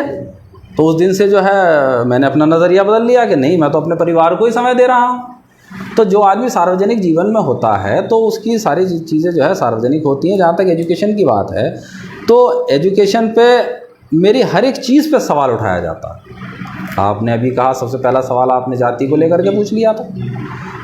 दूसरा सवाल, दरअसल आप मौजूदा चेयरमैन हैं और आपसे उम्मीदें ज़्यादा वाबस्ता हैं। वही वाली बात, जैसे मौजूदा कुछ लोग हैं जो राहुल गांधी के ऊपर सवाल उठाते हैं, लेकिन मौजूदा जो प्राइम मिनिस्टर हैं मोदी जी, उनके ऊपर क्वेश्चन ज़्यादा पुटअप किए जाते हैं क्योंकि बागडोर उनके हाथ में। इसलिए सवाल जो हैं खट्टे मीठे जितने भी हो रहे हैं सब आपसे इसलिए हो रहे हैं, जिम्मेदार इस वक्त आप हैं सहारनपुर रियासत के, इसलिए सवाल आपसे आ रहे हैं। देखिए बात आपकी ठीक है, इसमें कोई दो राय नहीं, और मैं आपके कोशिश कर रहा हूँ कि सारे सवालों का ईमानदारी से दे रहे हैं। मैं इसका कायल हूँ कि आप बेवाकी से जवाब भी दे रहे हैं, क्योंकि शक की और बात। शायद आपका सवाल बहुत छोटा हो, मैं जवाब भी बहुत लंबा दे रहा हूँ। हाँ बिल्कुल, सवाल छोटे ही हैं, आप पूरे खुलासे के साथ बता रहे हैं। चलिए बताइएगा। देखिए जहाँ तक एजुकेशन की बात है तो पहले मैंने फीस मॉडल स्कूल से अपनी पढ़ाई शुरू की, प्राइमरी वहाँ से की। उसके बाद मैं GIC में चला गया और GIC में से बाद फिर मैंने यहाँ से राजा चरण सिंह से पढ़ाई की। उसके बाद किन्हीं कारणों से जो है मैं बीच में रुक गया। उसके बाद फिर मैंने दिल्ली बोर्ड से पढ़ाई की, मैं दिल्ली चला गया, 14 साल दिल्ली में रहा। उसके बाद में फिर जो है मैंने अभी लास्ट टाइम पिछले साल ही जो है MA कंप्लीट किया है शोभित यूनिवर्सिटी से। अच्छा। तो राजनीतिक शास्त्र में ये हमारा जो लाइन है उसी में अपना कर रहे हैं और एक डिग्री भी हासिल करने की कोशिश के चलिए इसके साथ पढ़ाई होती रहे। और वैसे भी मुझे पढ़ने का बहुत शौक़ है और इतना शौक़ रहा है कि कहीं ना कहीं राजनीति में आने का कारण ही जो है मेरा जो पढ़ने को लेकर के रुचि थी यही कारण रहा, क्योंकि अखबार पढ़ते थे। अखबार पढ़ने के बाद जो है पानी पीना, चाय पीना और उसके बाद जो है उल्टी सीधी मिला के जवाब उल्टी सीधी कहने के जवाब कुल मिला के ये है कि जो मैंने सवाल किया, जिन्होंने भी सवाल किया है, जो आपके ज़ाती कागजात से मुतालिक किया था कि वो कैसे हैं कैसे नहीं, वो एक फेक न्यूज़ है आपके अकॉर्डिंग। जी ठीक है। चलिए इसी से आगे में एक क्वेश्चन आपका ही आता है कि सहारनपुर में एक गर्ल्स इंटर कॉलेज आपसे पहले चेयरमैन साहब कुछ उसकी बुनियाद रख गए थे, वो अभी तक उसमें 5 साल के पीरियड में कुछ नहीं हो पाया। क्या कहना आपका इस बारे में? देखिए इसके अनेक कारण हैं। जी। अनेक कारण इसलिए कह रहा हूँ क्योंकि जब कोई सरकारें बदलती हैं जी तो उनकी प्राथमिकताएं बदलती हैं और उसमें जो जिम्मेदार लोग होते हैं वो बदलते हैं, उसमें खींचातानी भी बढ़ती है। जी। जब वो गर्ल्स इंटर कॉलेज जो है वहाँ पर बुनियाद रखी गई, उसका काम शुरू हुआ, तो वहाँ एक झालू के नेताजी हैं अकबर साहब, आप जानते होंगे, उनको टेंडर मिला था। जब वो काम शुरू हो गया, पहली किस्त जो है जो जारी हुई उसका काम जितनी पहली किस्त का था उन्होंने कंप्लीट कर दिया। वो सहारनपुर नगर पंचायत की तरफ से नहीं बनाया जा रहा, वो सरकार की तरफ से CNDS बना रही है जो जल निगम की कार्यदायी संस्था है। आप नोट कर लीजिए, आप जितने लोग मेरी बात को सुन रहे हों, उत्तर प्रदेश जल निगम की हर ज़िले के अंदर एक कार्यदायी संस्था है जिसको CNDS कहा जाता है। वह कार्यदायी संस्था जो है सरकारी संस्था है और वो टेंडर दे करके काम कराती है उन ठेकेदारों से या उन फर्मों से जिन्हें टेंडर अलॉट होता है मानक के नियमन के अनुसार। तो जिन्हें टेंडर मिला था वो काम कर रहे थे, पहली किस्त का जो काम था वो कंप्लीट हो गया। उसके बाद में दूसरी किस्त जारी नहीं हुई, सरकार बदल गई। सरकार बदलने के बाद सरकार की प्राथमिकता किसी और चीज़ की तरफ रही होगी, किस्त जारी होने में समय लग गया। अब उसके बाद उस टेंडर को जो लेकर के जो है वो काफ़ी रगड़ा हुआ। कुछ दूसरे लोग चाहते थे कि हम इस टेंडर को निरस्त करा करके, जो मुझे जानकारी है, इसे निरस्त करा करके हम टेंडर ले लें, या वो नहीं चाहते थे कि ये लोग जो है वहाँ काम करें, जो मुझे पता लग रहा है। तो उस खींचातानी में वो किस्त भी लेट हुई और जो है वो टेंडर भी जो है पेंडिंग में पड़ा रहा। फिर किस तरह से वो शुरू हुआ, उनमें कोई कंप्रोमाइज़ हुआ या फिर सरकार ने कोई व्यवस्था, प्रशासन ने कोई व्यवस्था की, ये तो वही बता सकते हैं। लेकिन उसके बाद जब काम शुरू हुआ और बीच में 2 साल कोरोना आ गया, सरकार के पास भी इतनी व्यवस्था नहीं रही। मैं बता रहा हूँ आपको कि 10% की किस्त 4 करोड़ में हमें 40 लाख की मिली, उससे पहले 50% की मिलती रही। कोरोना ने सारे प्रोग्रेसिव स्टेप रोक दिए बकौल आपके, पूरी तरह से। और मैं आपको एक चीज़ और बताना चाहता हूँ, हमारे पास 14वें वित्त की एक धनराशि थी जो काम कराने के लिए आती है। देखिए, हमारे यहाँ कई तरह से पैसा मिलता है सरकार से। एक राज्य वित्त आयोग की संस्तुतियों के आधार पर राज्य सरकार हमें पैसा देती है, जो तनख्वाह के रूप में हर महीने मिलता है, उससे तनख्वाह जाती है ज़्यादातर। उसके बाद जो है एक सेंट्रल गवर्नमेंट की तरफ से, केंद्र सरकार की ओर से, केंद्रीय वित्त आयोग से, जो अब 15वां केंद्रीय वित्त आयोग लगा हुआ है, उसके संस्तुतियों के आधार पर पैसे मिलते हैं हर साल। तो उस समय जो है वो 14वें वित्त की संस्तुतियों के आधार पर जो संस्तुतियाँ थी, उससे 14वें वित्त से धनराशि जो मिली हुई थी, उसका हमने टेंडर भी निकाल दिए थे, कुछ काम भी लगा दिए थे, और काम लगाने के बाद कुछ कंप्लीट भी हो गए थे और कुछ जो है रह गए थे। लेकिन जैसे ही कोरोना काल आया, तो कोरोना काल में सरकार का ये आदेश आया कि आपके पास, जो उन्होंने सूचना मांग ली कि आपके पास कितनी धनराशि किस किस मद में है, तो सूचना दी गई। तो सरकार का ये आदेश आया कि पहले आप इसे तनख्वाह के तौर पर दे दीजिए, अग्रिम व्यवस्था बाद में जो भी होगी। तो जो पैसे हमारे पास पड़े हुए थे, हमने जो है वो सब तनख्वाह में दिए, और कई महीने तक तनख्वाह सरकार से नहीं आ पाई। तो जो विकास का भी पैसा था वो उसमें चला गया। अब सरकार अलग से कहाँ से देती? देखिए, हमारे देश के अंदर कोई तेल के कुएँ तो है नहीं। हमारा तो देश जो है कृषि प्रधान देश है, या तो किसान कुछ काम कर रहे हैं, या फिर जो हमारे सरकारों को टैक्स मिलता है जो है, उस टैक्स के ऊपर हमारी गवर्नमेंट चलती है। तो जब टैक्स ही नहीं आया, जब काम ही नहीं आए, काम ही नहीं चले, तो गवर्नमेंट के पास टैक्स कहाँ से आता? और जब टैक्स नहीं आया तो विकास के लिए पैसा कहाँ से मिलता? तो उससे कहीं ना कहीं चीज़ें जो है डिस्टर्ब हुई, और ये पूरी दुनिया में हुई, खाली हमारे देश के अंदर नहीं हुई। ये पिछला 5 साल का जो कार्यकाल आपका गुजरा, इसमें लगभग कितनी धनराशि सरकार की तरफ से नगर पंचायत सहारनपुर को मिली? देखिए, रशीद मंसूरी साहब जो पूर्व चेयरमैन हैं, उनका कहना है कि लगभग 40 करोड़ रुपए नगर पंचायत सहारनपुर को मिले हैं, और वो किस जगह खर्च हुए हैं, थोड़ा सा हम जानना चाहेंगे। मेरा देखिए, इसका सच्चाई है या नहीं? देखिए 40 करोड़ मिले हैं, ये सच्चाई तो वही बता सकते हैं जो इल्ज़ाम लगा रहे हैं। उन्हें चाहिए था कि कागज़ लेकर के आते और वो साबित करते अपनी बात को कि 40 करोड़ रुपए मिले हैं। कितने मिले हैं? देखिए, मैं तो आपके सवाल पूछने से पहले ही आपको बताया है। थोड़ा सा वर्ड हमारे पास थोड़ा सा वर्ड इसमें चेंज है, लफ्ज़ मिले हैं और मिलते हैं में। उनकी जो ज़बानी है, उन्होंने कहा इस 5 साल के पीरियड में इतने लगभग 40 करोड़ रुपया नगर पंचायत सहारनपुर को मिलता है। किस मद मिला है? नहीं, किस मद में मिला? टोटल किस मद में मिला? 3-4 मद से आपके पास नगर पंचायत में उन्होंने नहीं बताया किस मद में मिला है। अलग अलग मत हैं। बद जैसे कि आफ्ताब भाई, जैसे कि 28 लाख रुपए पर मंथ राज्य वित्त से मिलता है। ठीक, इसमें सैलरी कितनी जाती है वो आप बताएंगे? बताइए आप। थोड़ा सा उन्होंने अमाउंट बताया है, हमें आंकड़े आए हैं हमारे पास। 3 करोड़ रुपए प्रति ईयर केंद्र सरकार की तरफ से आपको मिलता है। सच है? झूठ है? 4 करोड़ रुपए आदर्श नगर पंचायत के नाम पर हर 5 साल में मिलता है। इसमें कितने रुपए? 4 करोड़ पर ईयर। जी, पूरा ही झूठ है। 3 करोड़ पर ईयर हमारे वो अपने कार्यकाल में छोड़ कर गए थे नगर पंचायत सहारनपुर। देखिए, वो सहारनपुर के ऊपर 4-5 करोड़ का कर्जा छोड़ करके गए थे। 4-5 करोड़ का कर्जा छोड़ कर गए थे। उनके जो अब्दुल रहमान ठेकेदार साहब हैं, उनके ही तकरीबन 2 करोड़ रुपए थे। अब्दुल समीद ठेकेदार साहब के बहुत सारे पैसे थे, और कई सारे ठेकेदार ऐसे हैं जिनके वो कर्जा छोड़ करके गए थे। वो बहुत थोड़े से पैसे छोड़ करके गए थे, जो हमने उसी समय, उन्होंने टेंडर भी निकाल रखे थे, जो उसी समय लगा दिए गए थे। और जहाँ तक 4 करोड़ रुपए पर ईयर आदर्श नगर में देने का इल्ज़ाम है, तो पूरे 5 साल में आदर्श नगर योजना का अगर आप शासनादेश देखेंगे तो हो सकता है इसमें करेक्ट 5 साल में नहीं बल्कि 1 साल में, पूरे 5 साल में एक बार 4 करोड़ रुपए की योजना स्वीकृत हुई, उसका भी 10% केवल 40 लाख रुपया हमारे पास आया था। वो 40 लाख रुपया लगा दिया गया है, हालांकि उसकी भी अभी पेमेंट नहीं हुई है।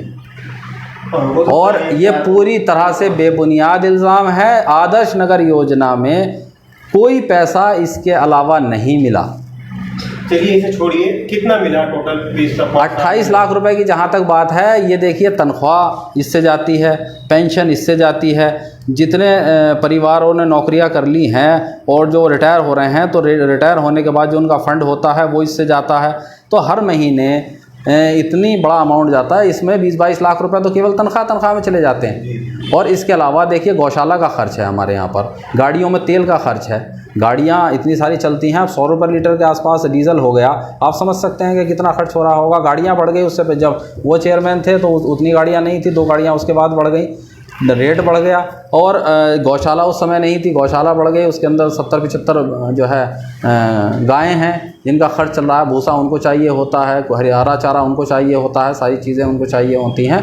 तो ये तो लगभग बराबर सराबर हो जाता है, इसमें ज़्यादा कुछ बचता नहीं है। और जहाँ तक 3 करोड़ रुपए का मामला है, 3 करोड़ रुपए पर ईयर का मामला है, तो देखिए वो जब मैं चेयरमैन बना था तो 42 या 43 लाख रुपए की एक किस्त आई थी। वो 2 किस्तें 1 साल के अंदर उस समय आई हैं, तो 42-43 लाख रुपए की एक किस्त थी, तो आप लगा सकते हैं कि 80-85 लाख रुपए रहा होगा। उसमें भी है चूँकि GST लागू हो गई है तो 20% तो 18-20% तो उसी में चला जाता है, वो तो वापस गवर्नमेंट को जाता ही है। तो ये तो बेबुनियाद इल्ज़ाम लगा रहे हैं। इसके साथ साथ मैं आपको एक चीज़ और बताना चाहता हूँ कि एक वो भूल गए हैं बताना कि एक मद और है। अच्छा। 2% स्टाम्प ड्यूटी जो है वो जब आप बैनामा कराने के लिए शहरी क्षेत्र में जाते हैं तो 2% स्टाम्प ड्यूटी भी जो है वो ली जाती है आपसे, उस निकाय के लिए अतिरिक्त लगती है। अगर आप उससे बाहर का बैनामा कराएंगे तो 2% कम लगेगा, और शहरी क्षेत्र के अंदर का बैनामा कराएंगे तो 2% ज़्यादा लगेगा।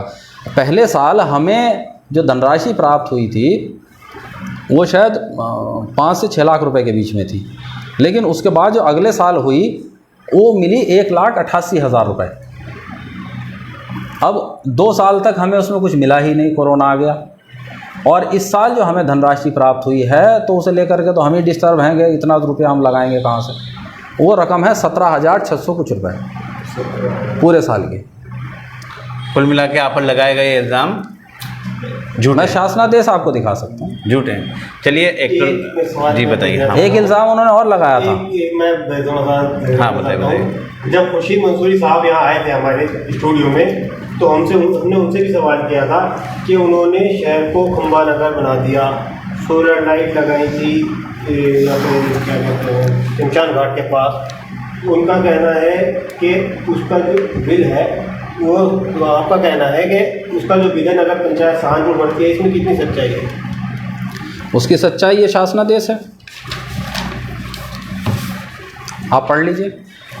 निकाय निदेशालय विद्युत देय के जो बिल हैं उन बिलों का भुगतान निकाय निदेशालय डायरेक्ट विद्युत विभाग को कर रहा है शासन स्तर से। इसका प्रोसेस ये है कि जैसे ही उन्होंने इस में यहाँ कस्बे के अंदर खंबे लगाए तो खंबे लगाने से पहले जो DPR उन्होंने बनाई और शासन में लेकर के गए तो उसमें सारे डिटेल्स थी, इतने खंबे लगेंगे, इतने वाट की लाइट लगेगी, 250 वाट की सोडियम लाइट जो है उस टाइम लगी थी। तो जितनी लाइटों की व्यवस्था उस DPR के अंदर थी उसी को काउंट करके जो है उसको बिल को मान लिया गया कि इतना बिल जो है निकाय जो है वो उसको देगा, विद्युत विभाग को देगा, और बाकायदा वो ट्रांसफ़र हो रहा है। ये देख लीजिए, ये अभी का है।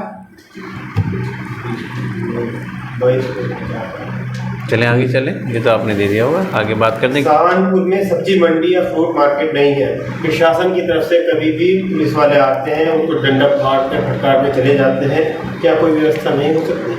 क्यों नहीं हो पाई? मैं इस सवाल के लिए आपका बड़ा शुक्रगुजार हूं कि आपने वो सवाल पूछा।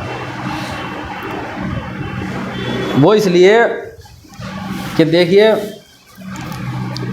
इस सारी चीज़ों को देखते हुए इससे भी बड़ी समस्या है। आप तो केवल डंडा मारने की बात कर रहे हैं, मैं इससे आगे की बात आपको बताना चाहता हूं कि सहारनपुर के अंदर जो फड़ लगे हुए हैं, जो सब्ज़ी बेचते हैं, रात को जो आलू प्याज या और सब्जियां बच जाती हैं, वहाँ रात को उसमें कुत्ते घुस जाते हैं, उसके ऊपर पेशाब करते हैं, उसमें सुअर घुस जाते हैं, उसको फतोड़ देते हैं। तो ये बड़ी समस्या है। इसको लेकर के हमने नगर पंचायत में बोर्ड में एक प्रस्ताव पारित किया कि हम फल फ्रूट के और सब्ज़ी के लिए एक मार्केट बनाएंगे। प्रस्ताव पारित करने के बाद मैं आपको प्रस्ताव रजिस्टर की वो कॉपी दे सकता हूँ, आप ले लीजिए। कितना टाइम हो गया उस प्रस्ताव को पारित हुए? और प्रस्ताव पारित काफ़ी समय हो गया। उसके बाद जो है बीच में कोरोना काल आ गया था।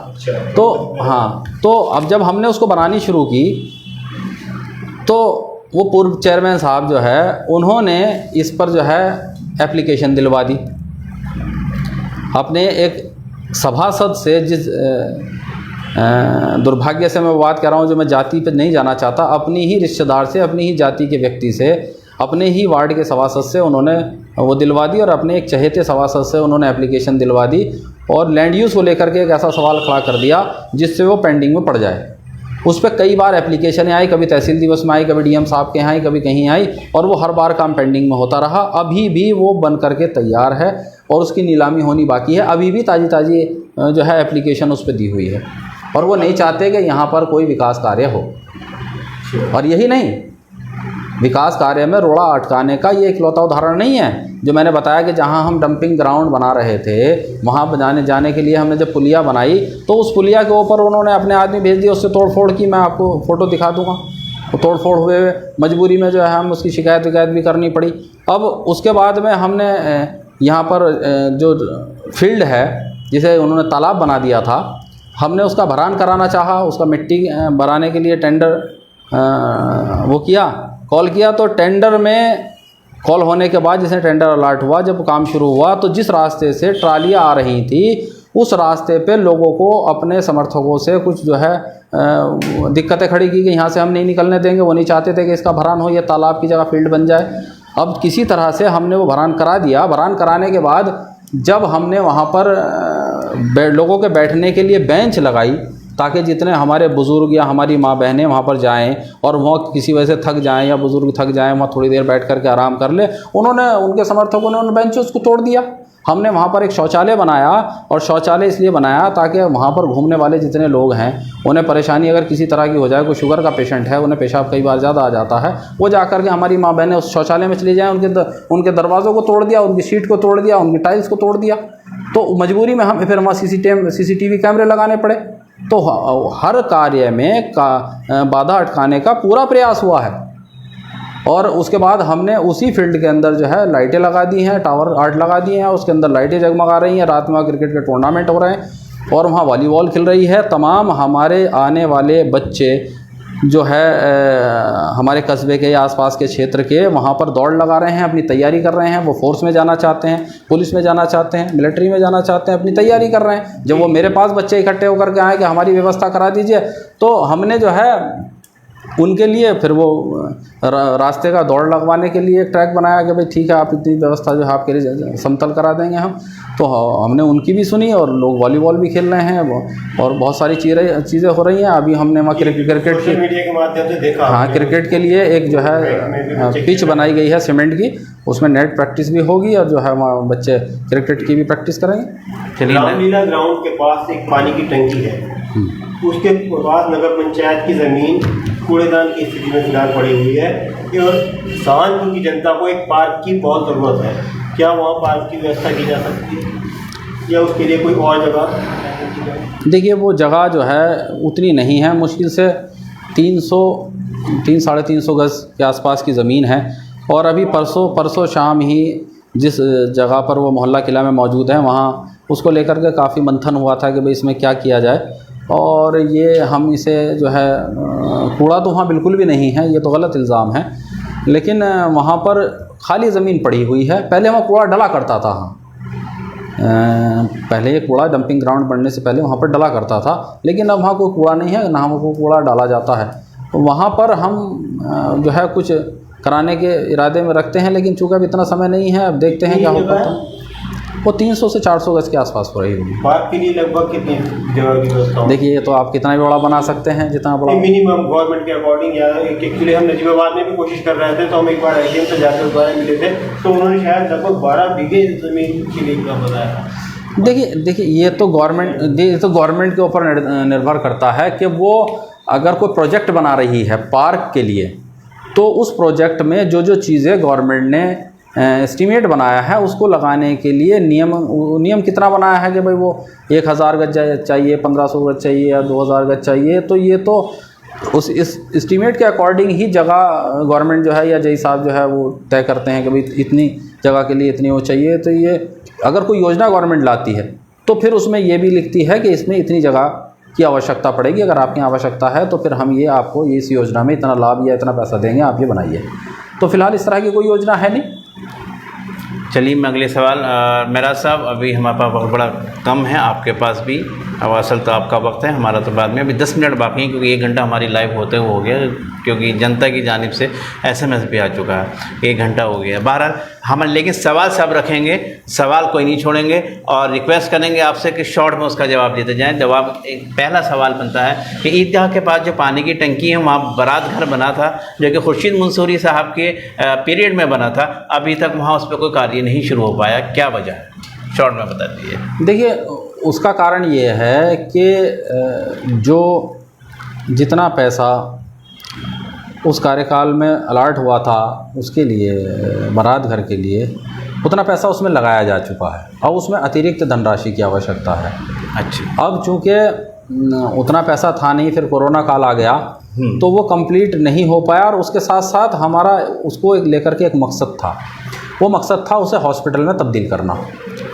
और उसको लेकर के हम CMO साहब से एक बार मिले, जो हमारे ज़िला बिजनौर के सांसद थे, चूँकि वो हमारे कस्बे के ही हैं, तो उन्होंने कहा कि भाई मैं चलूँगा आपके साथ में।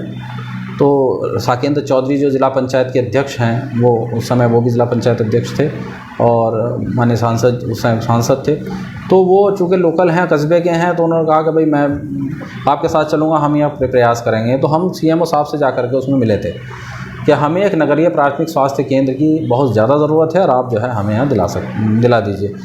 तो उन्होंने कहा कि देखिए हम शासन को लिख देंगे इसके लिए कि लेकिन हमारे गवर्नमेंट के पास डॉक्टरों का बहुत अभाव है, डॉक्टर्स नहीं हैं, जो गवर्नमेंट जॉब नहीं करना चाहते डॉक्टर्स जो है, तो डॉक्टर्स ना होने के कारण जो है वो फिर कोरोना काल आ गया, वो रुक गया।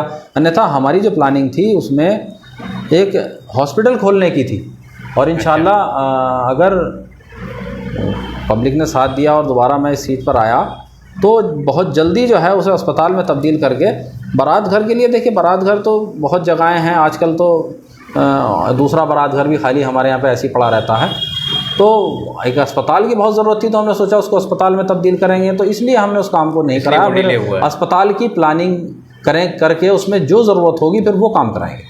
चलिए अगला सवाल आपसे भी करता हूँ। इसी कि शमशान घाट के पास खंबे लाइट लगवाई गई थी, अब वो उतरवा दी गई हैं, वो चालू भी नहीं है, इसकी आखिर क्या वजह है? देखिए, जहाँ तक लाइट उतरवाने का संबंध है तो गवर्नमेंट का एक आदेश आया था कि सोडियम लाइट अब नहीं रहेंगी। अच्छा। जो पीली वाली लाइटें थी वो नहीं रहेंगी, उनकी जगह LED लाइटें लगाई जाएंगी। अब इसलिए जितनी पीली लाइटें थी वो सब उतरवा दी गई गवर्नमेंट के आदेश के अनुसार। गवर्नमेंट के आदेश के अनुसार। अब नई कब लग पाएंगे? अब वो नई जो है काफ़ी वहाँ पर लग भी गई हैं, मेन रोड पर लग रही हैं। और जो एक समस्या हमारे साथ थोड़ी सी ये है कि हमारे यहाँ जो बिजली घर बना हुआ है वहाँ से 11,000 और 33,000 की लाइनें, वहाँ 33,000 की लाइन वहाँ पर आ रही है और 11,000 की जा रही है।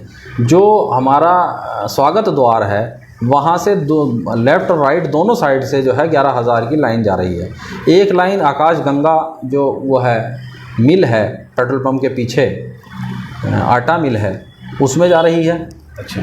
वो 11,000 इस साइड में जा रही है, और जो दाईं साइड में जा रही है वो जो एक बर्फ़ फैक्ट्री है वहाँ पर जा रही है, उससे आगे की तरफ भी जा रही है, जो वहाँ पर ट्रांसफार्मर रखे हुए हैं। तो वहाँ जो ये पुराने पोल लगे हुए हैं ये इतने कमज़ोर हैं, इतने हल्के हैं कि ये ज़रा सी हवा आने पर ही जो है ना उससे टच हो जाते हैं और पूरी लाइन यहाँ से वहाँ तक उड़ जाती है। कई बार जो है लाइटें वहाँ पर उड़ चुकी हैं जो हमने LED लाइटें लगवाई थी, फिर अब मजबूरी में हमने दूसरी साइड ना चालू करके केवल एक साइड चालू कर रखी है, क्योंकि दूसरी जो है ना, जो राइट साइड में है मज़ार वाली लाइन में, वहाँ तो बहुत ज़्यादा पास में है। और कई जगह तो ऐसा है कि 11,000 जो स्ट्रीट लाइट के खंभे हैं उसी पे 11,000 की लाइन भी बांध दी गई है। पिछले कार्यकाल में खुर्शीद मंसूरी साहब के हर चौराहे पर फ्रिज रखवाया गया था, इस बार उसमें बहुत ज़्यादा कमी रही, फ्रीजर गायब या बंद, ऐसा क्यों? देखिए, फ्रीज़र अगर ख़राब हुआ तो उसकी क्वालिटी कैसी रही होगी आप समझ सकते हैं। और फ्रीज़र तो ख़राब हुआ ही हुआ, इसके साथ साथ जो उसमें लगी हुई चादरें थी वो पूरी तरह से गल गई, तो उसकी चादरों की क्वालिटी क्या रही होगी? वो इतनी गल चुकी हैं, इतनी पतली चादरें थी कि वो पूरी तरह से जो है, आप जा कर के चेक कर लीजिए कि वो कितनी गल चुकी हैं। वो तो 5 साल भी नहीं चली, यानी कि वो गलत ही लगी हुई थी, बहुत हल्की लगी हुई थी, वो इस लायक ही नहीं थी कि 5 साल चलती। और यही नहीं, उनके बहुत सारे ऐसे काम थे जो 5 साल नहीं चले। मैं आपको बताना चाहता हूँ, ख़ास तौर से आप लोग देख रहे हैं, तमाम जो है पूरा देश देख रहा है कि नगर पंचायत सहारनपुर में 3 ट्यूबवेल बने। एक मोहल्ला जाटान में ख़राब हो गया, 5 साल नहीं चला। दूसरा खुद खुर्शीद साहब की कोठी के सामने ख़राब हो गया, नहीं चला। तीसरा मोहल्ला रवापुरी में ख़राब हो गया, नहीं चला। उनकी जगह पे हमें दूसरे ट्यूबवेल कराने पड़े, अभी तक चल रहे हैं। अभी और 5 साल नहीं हुई ना, आपको बोलते 5 साल के बाद रिजल्ट मिलेगा, कंपैरिजन तो बाद में होगा, ये कह सकते हैं आप, लेकिन इंशाल्लाह चलेंगे, उम्मीद है। बिल्कुल चलिए। चलिए, उन्होंने बेकार क्वालिटी लगवाई, ख़राब हो गए, मान लिया आपकी बात, लेकिन आपने उनको दोबारा सही कराने की दोबारा ज़हमत क्यों नहीं उठाई? देखिए, पिछली सरकार में नगर निकायों को इतना पैसा मिला, इतनी योजनाएं थी कि वो बरस रहा था धन। और मेरा एक सवाल आफ्ताब भाई आपसे है, हमारी नजीबाबाद विधानसभा में 2 निकाय और हैं, नजीबाबाद और जलालाबाद। क्या इस कार्यकाल में कोई वाटर कूलर लगे उन दोनों निकाय में? लगे नहीं, लेकिन जो पुराने स्थिति में थे, ख़राब स्थिति में थे, वो रिपेयर हुए हैं। वो रिपेयर हुए हैं क्योंकि वो रिपेयर करने लायक थे, वहाँ रिपेयर करने लायक ही नहीं थे। और नए इसलिए नहीं लगे क्योंकि अच्छा, पिछले कार्यकाल में ही ये क्यों लगे? नजीबाबाद में लगे, जलालाबाद में लगे, किरतपुर में लगे, क्योंकि सरकार द्वारा चलाई गई योजना के तहत एक पैसा दिया गया और उसमें वाटर कूलर जो है लगाए गए। और इस सरकार में कोई वाटर कूलर एक भी बता दीजिए आप अगर लगा हो तो नहीं लगे। अगर किसी ने बहुत ज़्यादा कहीं अपनी व्यवस्था उस पर, अगर राज्य वित्त आयोग से जो धनराशि मिल रही है उनके पास इतने वर्कर नहीं हैं, वहाँ ज़्यादा धन बच रहा है, तो वहाँ से भले ही लगा दिए हों। और देखिए, हमारी जो नगर पंचायत है सहारनपुर, एक बहुत छोटी नगर पंचायत है, इतना बड़ा बजट उसका नहीं है। नगर पालिकाओं के बहुत बड़े बड़े बजट हैं, उनकी पॉपुलेशन ज़्यादा है। पैसे के अभाव की वजह से काम नहीं हो पाया। जी, निश्चित रूप से। लास्ट के 2 सवाल बाकी हैं और इसी के अंदर ही अपनी बात को समेटेंगे। पहली बात तो यह है कि सन 2019 में सहारनपुर में जो ODF में पहले स्थान पर आई थी, इस वक्त कौन से स्थान पर है? काफ़ी पीछे है, आपके नज़दीक कहाँ? देखिए, ODF जो है, ODF जब पहले स्थान पर आई थी तो उस समय जब ODF चल रहा था तब ODF पहले स्थान पर आई, लेकिन उसके बाद स्वच्छता सर्वेक्षण चला। अच्छा, हर साल होता है स्वच्छ सर्वेक्षण, जी, हर साल होता है, पूरे प्रदेश में होता है। उसमें हमें स्वच्छ सर्वेक्षण में पूरे प्रदेश के अंदर प्रथम स्थान मिला। कौन से ईयर में? 2018 में। 2018 मंथ बता सकते हैं सर? 2018 में महीना रहा होगा, यानी आपके कार्यकाल के शुरू में ही मिला ना? नहीं, मैं आपको? 17 में मैं चेयरमैन बना था। 12 दिसंबर को शपथ हुई। 12 दिसंबर जी।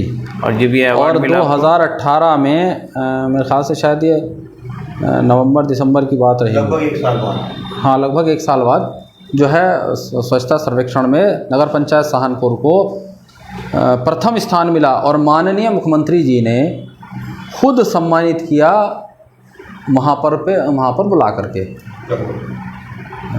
लखनऊ में। और वहाँ पर माननीय मुख्यमंत्री जी भी माननीय नगर विकास मंत्री जी भी और नगर विकास राज्य मंत्री जी भी उपस्थित थे, और सब प्रमुख सचिव पूरे प्रदेश के कमिश्नर साहब थे, पूरे प्रदेश के डीएम साहब थे, तो वो सब वहाँ पर उपस्थित थे। और मैं जो ODF की बात है, जहाँ तक सहारनपुर पहले स्थान पर रहा, तो उन्हें वहाँ जो चेयरमैन रहे उन्हें किसने सम्मानित किया था? तो उनका कहना ये है कि कार्यकाल में मेरे हुआ है सारा काम, लेकिन उसकी क्रेडिट इलेक्शन मेरा साहब ले गए। वो इलेक्शन हार जाते हैं, मेरा नए चेयरमैन बन जाते हैं। गवर्नमेंट जो अवार्ड देती है, जो चुना हुआ चेयरपर्सन है उसको देती है, तो वो रिसीव आपने किया, कार्यों पर किया हुआ। लेकिन वो तो 2018 के लगभग लास्ट में आकर के मिला। उनका कहना ये है कि लगभग 2 ही महीने बाद मिल गया था। वो गलत कह रहे हैं। मैं आपको महीने भी बता दूंगा और वो जो है अवार्ड भी दिखा दूंगा। वो अगर वो 6 महीने बाद मिला होगा फिर तो मान लेंगे। हाँ, तो अगर आपके कार्यकाल शुरू होने के बाद आपने काम किए हैं, 7-6 महीने काम किया है, पिछले साल का तो सर्वेक्षण नहीं कराएगी ना गवर्नमेंट अगर कराएगी तो उसी साल का कराएगी। अगर 17 के लास्ट में मिलता, दिसंबर में मिल जाता तो समझ में आता, अगर मार्च तक भी मिल जाता तब समझ वित्त वर्ष कहलाता। वो अवार्ड जो मिला है वो आपके अपनी कारकर्दगी के बिना पर मिला, ये कहना निश्चित रूप से। ठीक है, चलिए आगे चलते हैं। 2 सवाल हैं बस इस पीरियड के, बहुत शॉर्ट में इसका जवाब दे दीजिएगा कि सहारनपुर की आवाम को मुस्तकबिल में अगर आपका इंतखाब बहैसियत चेयरमैन होता है, क्या आपका मैनिफेस्टो है? अब आप सहारनपुर को जो नहीं दे पाए, अब क्या क्या देने की उम्मीद है, ये बताइए। देखिए, सहारनपुर को जो हमारी ख्वाहिश है वो बहुत सारी चीज़ें हैं, लेकिन सरकार से उसमें कितनी मदद मिलती है उसको भी मद्देनज़र रखना होता है, और कोरोना जैसी परिस्थितियां ना हो उस पर भी डिपेंड करता है। लेकिन जो ख्वाहिशात हैं, जैसे मैंने अभी कहा कि भाई हम जो बारात घर है उसको एक अस्पताल बनाना चाहते हैं, तो उस अस्पताल को बनाने के लिए जो उसमें रिक्वायरमेंट होगी उसको डेवलप करेंगे, और फिर हम नगरीय प्राथमिक स्वास्थ्य केंद्र वहाँ पर बनाएंगे। जो हमने फील्ड बनाई है, आज फील्ड बना दी है, पहले वो तालाब बन गया था। अच्छा, तो उस फील्ड में हमने जैसे बताया बच्चे वॉलीबॉल खेल रहे हैं। अभी 2-4 दिन पहले जो है हमने वहाँ पिच बना करके एक सीमेंट की, और वहाँ पर बच्चों को क्रिकेट जो है वो सिखाने का प्रोग्राम है, वहाँ नेट प्रैक्टिस होगी। वहाँ पर बैडमिंटन के लिए जो है वो अलग कोर्ट बनाने की तैयारी है हमारी, तो वहाँ पर जो है वो खेलों को बढ़ावा भी दिया जाएगा, वहाँ पर जो है फिटनेस को बढ़ावा भी दिया जाएगा। वहाँ पर जो है जब बच्चे वहाँ से तैयार होकर के दौड़ लगा करके जाएंगे, भर्ती होंगे फोर्स में या पुलिस में, तो उसको भी बढ़ावा दिया जाएगा कि हमारे बच्चे आगे बढ़ें। शिक्षा की जहाँ तक बात है, तो अभी तक शिक्षा जो है वो गवर्नमेंट के अपने पास है, नगर पंचायत के अंडर में तो आती नहीं है। लेकिन गवर्नमेंट ने हमें ये कह दिया कि आप जो है जितने स्कूल हैं इनकी देखरेख आप कर सकते हैं। उससे पहले नहीं था, लेकिन जैसे ही हमारे पास ये आया तो हमने सबसे पहले उन स्कूलों को पूरी तरह से रिपेयर करके या उनका जो है सौंदर्यकरण करके या उसका जो उसको चेंज करके जितना कर सकते थे उसको जो है कमरों को सही करा करके, फर्श को सही करा करके, टॉयलेट को बना करके, शौचालय वगैरह बना करके उन्हें तैयार कराने का काम किया। और उसके बाद अभी जो है हम वहाँ पर इसी महीने जो बेंचेज़ हैं हमारी वो सप्लाई हमने मंगाई है, और वहाँ पर बेंच जो है नई हम पहुँचाने का काम कर रहे हैं। तो हम शिक्षा के क्षेत्र में भी सहारनपुर को आगे बढ़ाना चाहते हैं, स्वास्थ्य के क्षेत्र में भी आगे बढ़ाना चाहते हैं। हमने एम्बुलेंस भी जो है ना इसीलिए चलाई है, और इंशाल्लाह हम इस बहुत जल्दी जब कोई हमारे कोई तरीक़ा निकलेगा तो इसकी जगह पर हम नई चलाएंगे, जब हमारे पास जो है जिस तरीके से प्रॉपर चैनल हम ले सकते हैं। और हम खेलों को भी बढ़ावा देंगे। हम एक लाइब्रेरी जो है वहाँ पर जो है बना रहे हैं, फील्ड के अंदर ही एक जगह है, उसमें प्रस्ताव जो है शासन को हमने भेज दिया है, स्वीकृत भी हो गया है। बहुत जल्दी वहाँ पर एक लाइब्रेरी भी खुल जाएगी, और सब्ज़ी और फ्रूट मंडी भी जो है हमने बना दी है, उसकी नीलामी हो रही है, तो वो भी तैयार हो जाएगी। तो वहाँ पर हम कारोबार को भी बढ़ावा देना चाहते हैं, हम स्वास्थ्य को भी हेल्थ को भी बढ़ावा देना चाहते हैं, हम शिक्षा को भी बढ़ावा देना चाहते हैं, हम खेलों को भी बढ़ावा देना चाहते हैं, हम रोज़गार को भी बढ़ावा देना चाहते हैं। चलिए लास्ट क्वेश्चन आपके हवाले करता हूँ, और फिर इसके बाद प्रोग्राम को इख्तिताम पजीर करने की जसारत करूँगा। आपने डंपिंग जोन का निर्माण कराया, निष्पक्ष कार्रवाई की, कोरोना में बेतहाशा बकौल आपके अपने मेहनत की, नगर पंचायत को एम्बुलेंस दी, रोड बनवाएं, ये तमाम आपके पॉजिटिव मामलात आपके साथ हैं। एक सवाल बहुत ख़ास, एक खास आपके कोई पड़ोसी हैं जहाँ आप रहते हैं, उन्होंने भेजा है कि मोहल्ला ज़रूर साजन, शायद वहीं रहते हैं आप, उसी मोहल्ले में, तो कहना है कि उस मोहल्ले में भी काम नहीं कराया और उस मोहल्ले की सड़कें इतनी ख़राब है कि वहाँ हमेशा पानी भरा रहता है और कई बार शिकायत करने के बावजूद भी उसकी कोई सुनवाई नहीं है। और उन्होंने मुझे बाकायदा फ़ोटो पिक्स भेजी हैं और जो हमने पोस्ट करी थी उस पर भी उन्होंने फ़ोटो सेंड करा। क्या होता है? देखिए, जहाँ तक मोहल्ला ज़रूफ़ शाहजहां की बात है तो मैं मोहल्ला हकीमान में रहता हूँ फ़िलहाल, लेकिन ज़रूफ़ शाहजहां मेरे पड़ोस का ही एक मोहल्ला है। और जहाँ तक उनकी सड़कों की बात है तो मोहल्ला ज़रूफ़ शाहजहां जो है वो जो सहारनपुर की एंट्री है, एक कोना तो यहाँ पर है उसका जो स्वागत द्वार है, एक कोना मोहल्ला ज़रूफ़ शाहजहां का वहाँ पर है जहाँ से जामा मस्जिद के सामने से एक रास्ता पुलिस चौकी की तरफ को जाता है। उस सड़क को भी हमने बनाने का नहीं बनाने का काम किया है। और वो एक छोर जो है इसका पुलिस चौकी के सामने होने पे जो मज़ार है, एक छोर ये है। मोहल्ला ज़रूफ़ शाहजहां बहुत बड़ा मोहल्ला है, उसका लगातार विस्तार हो रहा है और विस्तार जो है होने के कारण कई बार सड़कें जहाँ विस्तार हो रहा है वहाँ हो सकता है कि बिना बनी हो, लेकिन जहाँ पर आपके पास वो पिक आई होगी वहाँ पर चेयरमैन बनने के बाद, मैं समझ रहा हूँ, वो मुझे भी भेजी गई थी, चेयरमैन बनने के फ़ौरन बाद जो है हमने वहाँ एक सड़क का निर्माण कराया था, लेकिन वहाँ वो इंटरलॉकिंग से सड़क बनी थी। वहाँ पर उस सड़क पे 10-12 फीट की वो सड़क है, लेकिन वहाँ लोड इतना ज़्यादा है कि वहाँ पर वो चीज़ें आती हैं कि मैं यहाँ पर नहीं बता सकता, लोगों के रोज़गार से जुड़ा हुआ मामला है। तो वहाँ बहुत भारी लोड के वाहन आते हैं, उससे थोड़ी सी वो नाली के आसपास, क्योंकि वाहन भारी हैं और 10-12 फीट की वो गली है, तो नाली के आसपास की जगह जो है वो थोड़ी थोड़ी बैठ गई है, जिससे वो नाली का पानी अक्सर उस पर आ जाता है। और चूँकि पूरे मोहल्ले की निकासी जो है ना वहीं से होकर के उस तरफ से जा रही है, तो वहाँ पे कभी कभी वो पानी जो है वो भर जाता है, कीचड़ उचड़ हो जाती है उसमें। और जहाँ जो वहाँ पर काम लोग कर रहे हैं वहाँ पर जो मिट्टी उट्टी निकलती है, जो राख निकलती है, वो भी जो है उन नालियों में भर जाती है अक्सर, तो जिसकी वजह से वो पानी अक्सर काला वाला जो है हो जाता है, नालियाँ भर जाती है, जिससे वो उस पर आ जाता है। एक नियम ये है कि 5 साल अगर आपने कोई सड़क बना दी है तो 5 साल से पहले आप उस सड़क को तोड़ करके दूसरे नहीं बना सकते। चलिए जो भी है, लेकिन फिर भी कोई सॉल्यूशन निकल सकता है उसका। देखिए, सॉल्यूशन तो ये है उसका कि वो सड़क जो है दोबारा ही उखाड़ करके बनाई जाएगी, उसकी नालियों को सही साफ सफाई हो जाए जिससे कि पानी की निकासी हो सके। वो हम लगातार कराते रहते हैं, वो कभी हो जाता है तो फिर करा देंगे उसको। ठीक है सर, बात आती है डंपिंग जोन की, क्या आपने किया है? निष्पक्ष कार्रवाइयाँ की हैं, कोरोना में जनता के बीच में रहे हैं, घर घर जाकर आपने बेतहाशा मेहनत की है, एम्बुलेंस आपने दी है और सहारनपुर के रोड आपने बनवाए हैं। ये तमाम मसले आपके पॉजिटिव हैं। आपके लिए मैं कहता हूं कि अपनी नगर पंचायत सहारनपुर से या सहारनपुर की आवाम से इन तमाम चीज़ों को रखते हुए आप जो अपील करना चाहते हों सलाम नजीबाबाद के स्टेज से, वो आप कर सकते हैं। देखिए, आपके चैनल के माध्यम से जो आपने मुझे यहाँ पर मौका दिया, मैं आपका शुक्रिया अदा करता हूँ बहुत बहुत।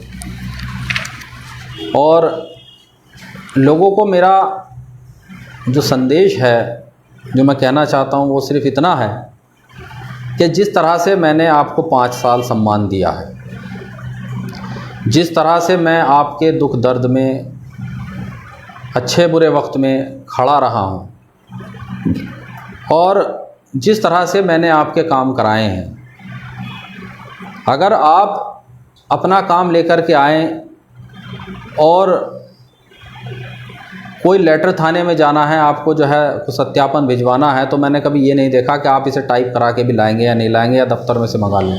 मैंने अपनी खुद राइटिंग में सैकड़ों की तादाद में लेटर लिख करके लोगों को दिए हैं। तो जिस तरह से मैंने आपके काम जल्द से जल्द कराने का काम किया है, इसी तरह से मैं आपके काम और आपका सम्मान बरकरार रखते हुए सब कराने का काम करूँगा। जितने भी मेरे स्तर के होंगे और जो मेरे स्तर के नहीं होंगे, उनके लिए आपकी लड़ाई लड़ने का काम करूँगा, आपके साथ जा कर के उन मुद्दों को उठाने का काम करूँगा, आपकी बात को आवाज़ देने का काम करूँगा। एक वकील की हैसियत से या अपने एक वक्ता की हैसियत से आप मुझे लेकर के जहाँ जाएंगे, मैं आपकी बात को ज़बान देते हुए आपका काम कराने की कोशिश करूँगा, आपको सही जो दिशा है उसको बताने का काम करूँगा, और उसे जहाँ तक मुझसे पॉसिबल होगा उस दिशा में खुद काम करने का काम करूँगा। ये आपने पहले भी देखा है और मैं ये लगातार करता रहा हूँ और करता रहूँगा। ये मेरे परिवार का इतिहास है, आप उस पर जा कर के देख सकते हैं। और मैं आपका शुक्रिया अदा करता हूँ कि जिस तरह से आपने मुझे यहाँ पर मौका दिया अपनी बात कहने का, और जनता के सवाल या आपके मन में जो भी सवाल आया वो सवाल आपने मुझ तक पहुँचाए हैं। उनसे बहुत सारी चीज़ें मुझे भी समझने को मिली हैं, और उनसे जो चीज़ें मैं पॉजिटिव व्यक्ति हूं, और मैं जो है उन चीज़ों से भी, बुराई में से भी अच्छाई निकालने की कोशिश करता हूं। तो सीखने की उम्र जो है वो कभी ख़त्म नहीं होती, आप पूरी ज़िंदगी सीख सकते हैं, सीखने के लिए कोई उम्र नहीं होती। जैसे मैंने अभी कहा कि भाई बहुत सारी चीज़ें आप लोगों ने बताई हैं, तो उससे भी जो चीज़ें हमें यहाँ हमारे संज्ञान में आई है उन्हें भी हम कराने का काम करेंगे, और लोगों को सम्मान देने का काम करेंगे। लोगों के बीच में जा कर के उन्हें इसी तरह से अपना बना करके, जिस तरह से हमने लोगों को अपना समझते हुए अपना बनाते हुए, लोगों ने हमें अपना समझते हुए अपना बनाते हुए हमें जिम्मेदारी देने का काम किया था। उम्मीद है कि इस बार भी आप जो है पूरी तरह से वोट और सपोर्ट दे करके अपने भाई का सम्मान बरकरार रखेंगे। आप मुझे वो लौटाएंगे जो मैंने आपको दिया है, क्योंकि मेरा मानना यह है कि समाज आपको वही चीज़ लौटाता है जो आप समाज को देते हैं। तो मुझे ये पूरी उम्मीद है कि जो सम्मान, जो काम मैंने आपके साथ करने का काम किया, जो सम्मान देने का काम किया है, वो मुझे लौटाएंगे, ये मुझे आपसे पूरी उम्मीद है। आप थे जनाब मेराज अहमद साहब, चेयरमैन नगर पंचायत सहारनपुर। आपके सवालों का जवाब बड़ी बेबाकी अंदाज में दे रहे थे, बहुत समझ के दे रहे थे, बहुत ही पॉलिटिकाना अंदाज में भी बहुत सारे उन्होंने जवाब दिए, और एक जुमले के अंदर कई सारे जवाब उन्होंने भी शामिल किए। बहरहाल अब वो अपने आपके सवालों का जवाब बेबाकी से दे रहे थे, और अभी तक जो उन्होंने प्रोग्रेसिव काम नहीं किए हैं उसकी एक वजह थी, वजह कि जो निधि आनी थी वो पूरी तरीके से नहीं आ पाई, इसलिए सहारनपुर का विकास नहीं हो सका। जहाँ जहाँ हमने विकास की बात की है, उन्होंने विकास के लिए उसी बात को कहा कि जो पैसा सरकार की तरफ से आना होता है वो पूरी तरीके से नहीं आ पाया। आप थे जनाब मेराज साहब, और बहुत बेबाकी अंदाज में आपके जवाब दे रहे थे, और आपसे रूबरू भी थे, और आपसे उम्मीद लगाए हैं कि आप जैसे उन्होंने आपके साथ हुस्न सलूक का काम किया, वो आपसे ऐसी उम्मीद रखते हैं। अगले हमारे प्रोग्राम में आने वाले अब्दुल्ला गुलजार कासमी साहब 27 तारीख को रात को 9:30 बजे के लगभग यहाँ पर मौजूद होंगे, और वो जो कि AIMIM के प्रेसिडेंट हैं, डिस्ट्रिक्ट प्रेसिडेंट हैं, और नजीबाबाद के चेयरमैन पद के उम्मीदवार भी हैं। आप लोगों को उनसे रिलेटेड जो भी सवाल आपको करने होंगे हमारी पोस्ट के ऊपर डाल दीजिएगा, आपके सवाल बिल्कुल रखे जाएंगे। बेशक हमारा टाइम थोड़ा सा इस बार ज़्यादा हुआ है, लेकिन तसल्ली हम अपने का जो हमारे नाजरीन हैं उनकी तसल्ली हम ज़रूर चाहते थे कि जो उन्होंने हमसे सवाल किए हैं और हमारे ज़रिए से मेराज साहब से सवाल किए हैं, वो मेराज साहब उनका जवाब दें। और मेराज साहब ने उसका बखूबी अपने बहुत अच्छे अंदाज में उन्होंने जवाब दिया, और आप लोगों से उम्मीदें भी वाबस्ता की। अगले प्रोग्राम तक के लिए हम आपसे अलविदा कहते हैं, और सलाम नजीबाबाद की टीम की जानिब से मैं वसीम बारी जनाब मेराज साहब का बहुत दिल की गहराई से शुक्रिया अदा करता हूं कि उन्होंने अपने कीमती लम्हात से चंद लम्हात हमारे लिए सर्व किए। हम उनके एहसानमंद हैं, ममनून हैं, मशकूर हैं। जय हिंद, जय भारत।